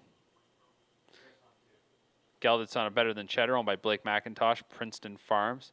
Vaco Pianon, trained by Blake McIntosh. James McDonald drives, $25,000 yearling buy. Number 2, JS Love Them Ladies. It'll be Chris Christoforou to drive for trainer Guy Gagnon. Écurie Guy Gagnon, Gestion Louis Le Tulipe, and Les Neiges. Gestion Bruno Blouin, the owners. Guy Gagnon trains. Chris Christoforou, $45,000 yearling, is that gelded son of Sports Rider. 3 is Unlaced, a Shadow Play gelding. Karen Olsen Burgess owns. Blair Burgess trains and drives, $6,000 yearling. 4, Sugar Daddy Controls, a Control the Moment colt, owned by Ben Moudry and Dan Legacy. Legacy trains, Sylvain Filion drives. 5 is Sports Section, a Sports Trader colt owned by Dale Kerr. Trained by Jared Bako. Louis Waugh drives, $42,000 yearling. 6 is Golden Ticket, a Sunshine Beach gelding, owned and bred by Stephen Klonowski. Carmen Osceola trains, Jonathan Drury drives. 7 is Masked Man, a Shadow Play colt, owned by M&L of Delaware. Susie Kerwood the trainer, Jody Jameson the driver, $25,000 yearling. 8 is Gold Rush Sealster, a Better's Light colt, owned by Steve Heimbecker and Bloomingwood Farms Limited. Greg McNair trains, Doug McNair drives, a $201,000 yearling buy. And Fox Valley Carlin is the 9. Michael Camiglio and William Richardson, along with Rhonda Gilmartin, are your owners. Paul Reed trains, Scott Young drives. The Art Speak colt was a $19,000 yearling.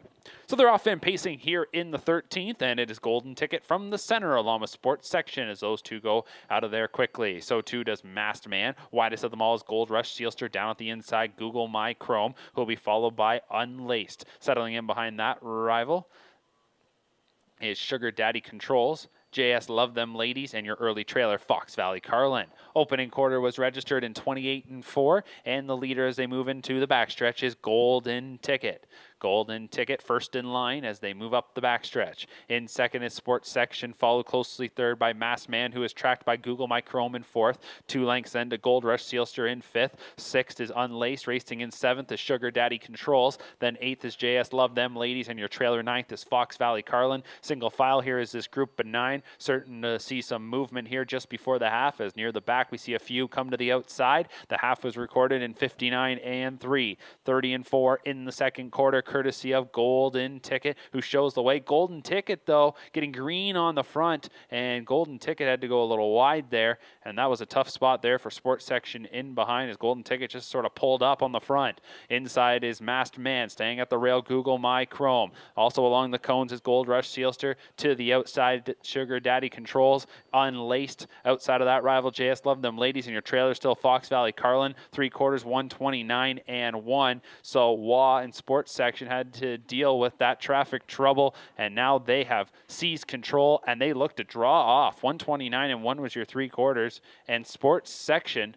despite that interference on the final turn, leads this one by nearly 5. Google My Chrome finishing up good as that striking individual has moved into second. Masked Man is in third, and then Sugar Daddy Controls will get fourth over Golden Ticket. Time of the mile, 1:56-4. Good performance from Sports Section.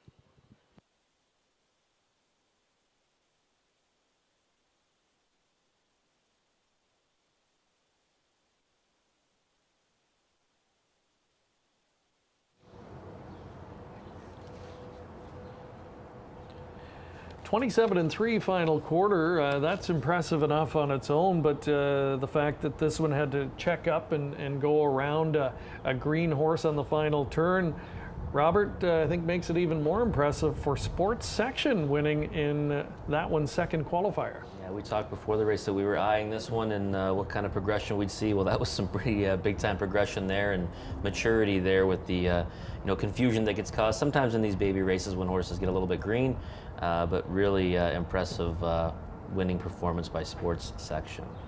Looks like the Connections have a good one on their hands here. This one owned by Dale Kerr of London, Ontario.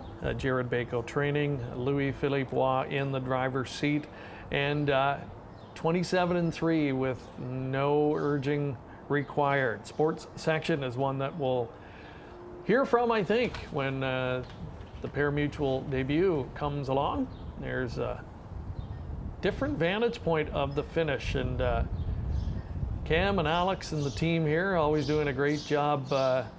They're in the paddock, they're out trackside, they're here with us in our host location all morning long, trying to provide you unique and really entertaining camera angles. And yeah, it's nice to get a different vantage point of these horses performing here this morning, and we are glad to be able to bring it to you live on COSA TV. Big thank you again to COSA and Woodbine Entertainment Group for making it possible.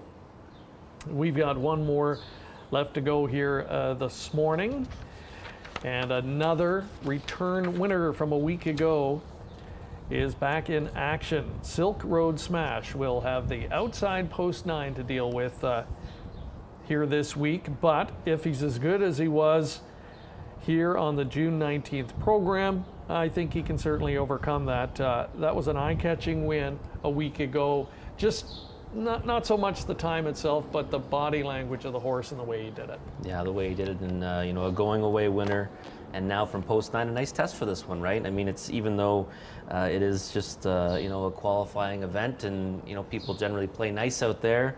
This is still a nice test to see this horse lead from the outside post and see how he handles that. Ian Moore be the first one out with the number 2, Stu's Watching. Ian will be driving. He trains this guy for the Ratchford Stables of North Sydney, Nova Scotia. He's Watching colt, brother to Jaden's Place, another familiar face on this particular circuit. And there's a look at that guy. Not a big colt, but a lot of the He's Watchings are a little bit on the diminutive side. Tattoo artist immediately comes to mind, and if Ian gets something even close to that talent level, I'm sure he'll be happy. Oh, absolutely. Yeah, and Jaden's Place, actually, Greg's one of my favorite horses on the circuit right now, doing really well in the claiming ranks, but certainly one that's come into his own as of late. And you talk about that. I mean, just a mid-level raceway horse, a good one, very productive campaigner. And why do you have a soft spot for that guy? Well, I mean, sometimes you cash a few tickets on him. That's where it usually begins. But no, I just like the way that he's a horse that's kind of been to a number of barns, but now he's kind of found his stride, and he maybe he needed to get down to the kind of the lower claiming ranks in order for him to find the winner's circle repeatedly. But he seems to try hard every single time he goes out on the racetrack. So lately, he's one that I can always back with confidence. So. A winner is a winner, right? So I sometimes look in these horses' pedigree, and you might not see the big dollar signs, the big events, but if horses are winning, that might be something I'm still okay with.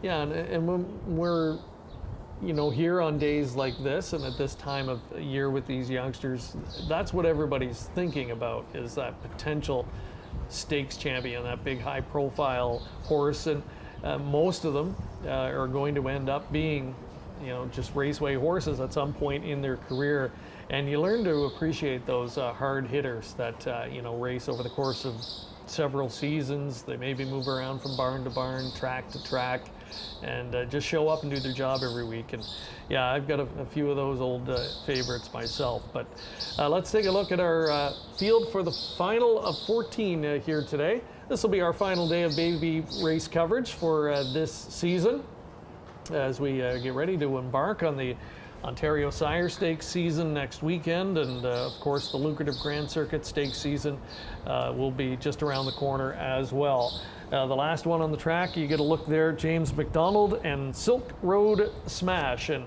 I'm sure James was excited about the performance a week ago, and for a driver like him, a young guy that this is a fun time of year where you're wondering what kind of lineup am I going to have this summer.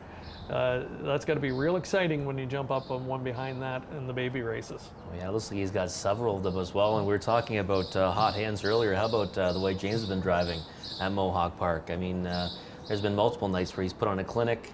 5 wins, just incredible stuff from James, and glad to see that he's having the success that he's had. All right, let's go back up to Mark McKelvey while we have a moment prior to the start of our 14th and final. Yeah, here's a look at that 13th qualifier order of finish. Google My Chrome was 2nd. JS Love Them Ladies 7th. Unlaced was 9th. Sugar Daddy Controls was 4th. Sports Section was your winner.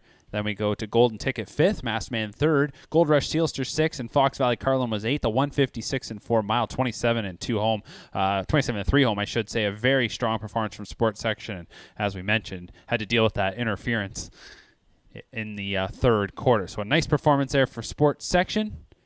Louis Waugh for trainer Jared Bako.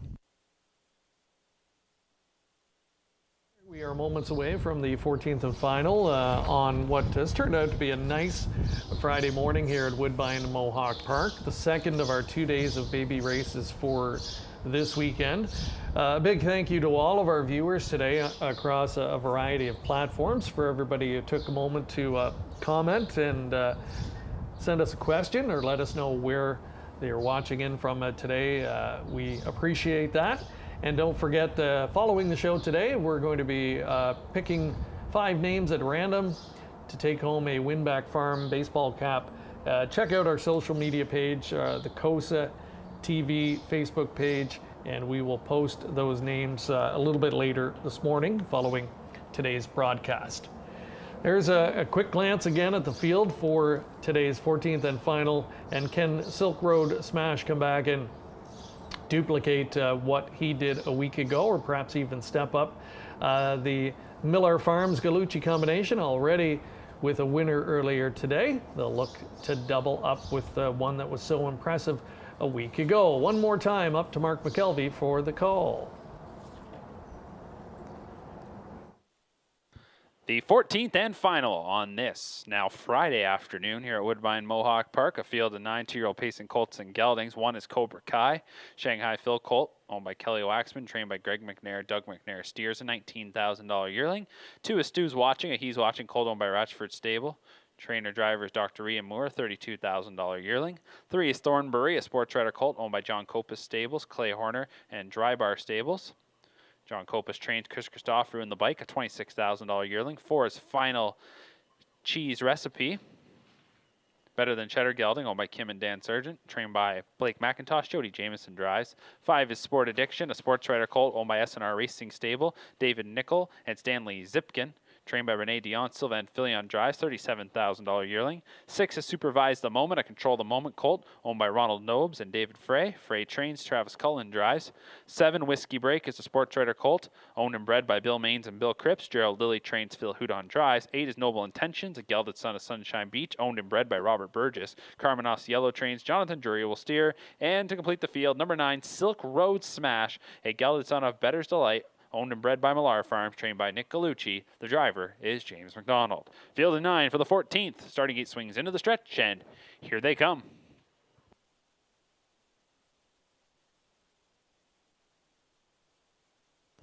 And they're off and pacing.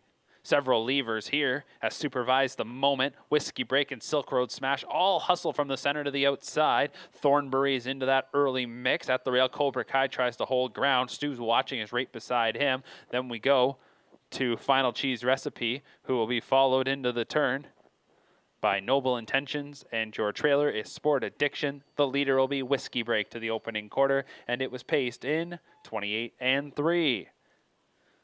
So Whiskey Break will lead him into the backstretch. Supervise the Moment is in second. Silk Road Smash is third. Here on the outside comes Final Cheese Recipe, moving for Jameson.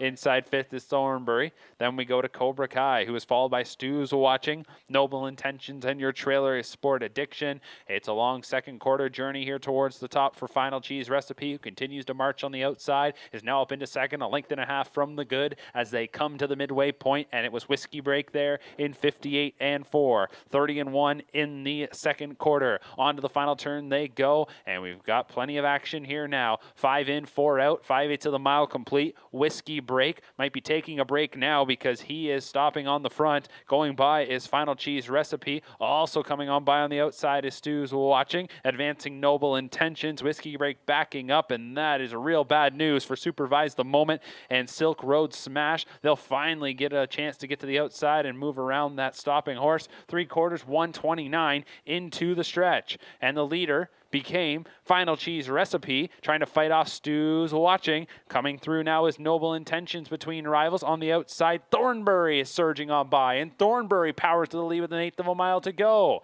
It's Thornbury on top. Here comes Sport Addiction now for Filion. That one was last in the early going, and Sport Addiction's coming on the outside and reaching up. Sport Addiction over Thornbury. Third appeared to be Stu's Watching from Supervise the Moment, 157 and 2.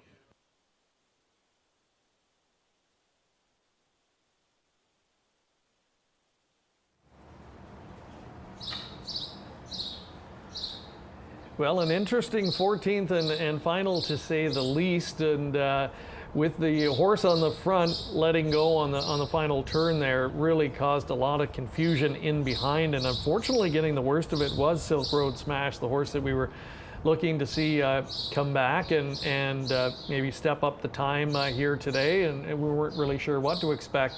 And I'm not sure what the connections do from here. No concern about the horse, certainly, but finished up, just searching for room and had all kinds of pace and never really got a chance to stretch his legs today.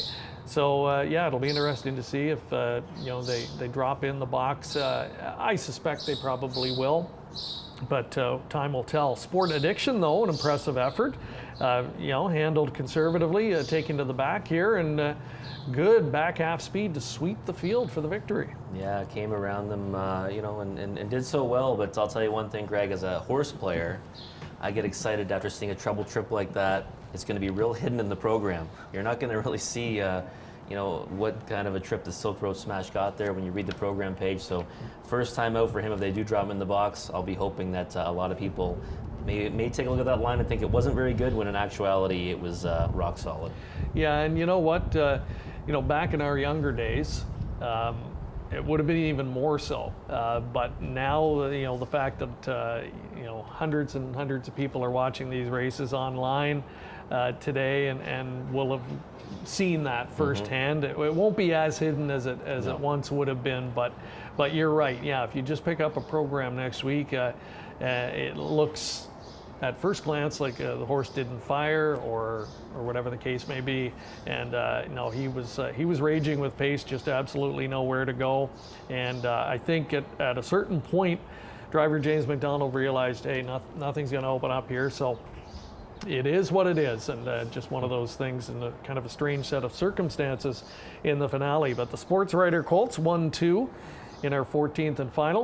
Let's go back up to Mark one more time, and we'll see if he's got that rundown from the 14th and final before we wrap up. Yeah, here's the rundown from the finale. Cobra Kai was 7th, Stu's Watching 3rd, Thornbury 2nd, Final Cheese Recipe was 8th, Sport Addiction was your winner in 157-2, Supervise the Moment was 5th, Whiskey Break 9th, Noble Intentions 4th, and Silk Road Smash was 6th. Sport Addiction was last at the half, ends up being first to the line, 157-2, Sylvain Filion for trainer Renee Dion. That'll do it from up here, guys. Enjoyed it this morning, and it's time to get down to business, get these rookies under the light. We've seen a few of them after last night, more tonight, and looking forward to the start of the OSS season. So thanks for being here with us, guys. It was a lot of fun, and I'll send it down to you for the final word.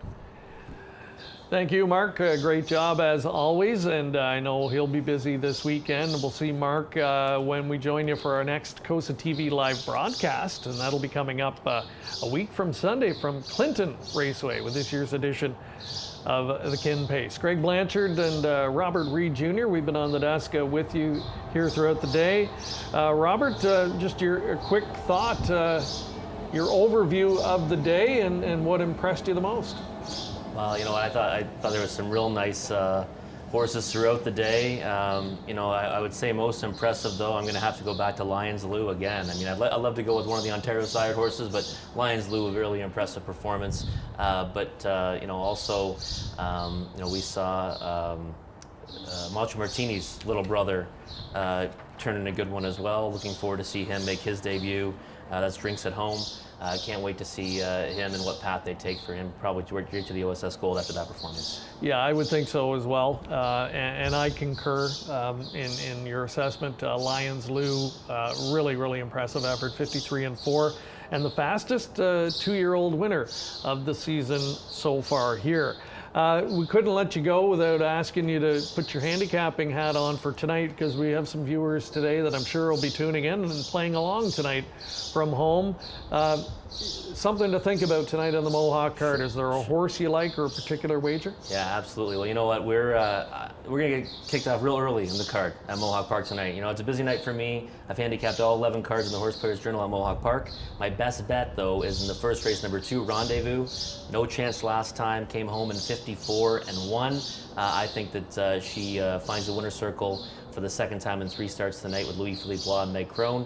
And you know what? If you want to play a double or a pick 5, I can't wait to see Fashion Frenzy make his sophomore debut tonight in the second race. Winner of the OSS Gold Super Final last year. I think this one comes out at the gate with a good effort. Yeah, it was kind of an up and down season for that one last year, but ended on the right note, and I agree that's one that we're looking forward to watching, so thank you. And folks can also catch you on the Grand River simulcast show as well, offering analysis of that product. And no one watches the races closer than this guy, so definitely some good information for you. As mentioned, we're going to announce the winners of our Winback Farm baseball caps following the show, so check out our Costa TV Facebook page, and we'll have the names posted there coming up shortly. Don't forget, we're back with another season of live event shows on Costa TV as well. And here's a look at the upcoming schedule for this year. Thrown a little bit out of whack from what it originally was because of the pause in racing that we had recently, but nonetheless, we're looking forward to bringing these events and more to you this season. It all starts with a Kin Pace at Clinton on July 4th. We'll be at Hanover, Grand River, Georgian Downs, and of course here at Woodbine Mohawk Park and other venues as well throughout the season. Make sure to visit us online, costatv.ca, for more information. Thank you so much again for joining us today. We hope you've enjoyed the coverage, and we'll see you next time on Costa TV.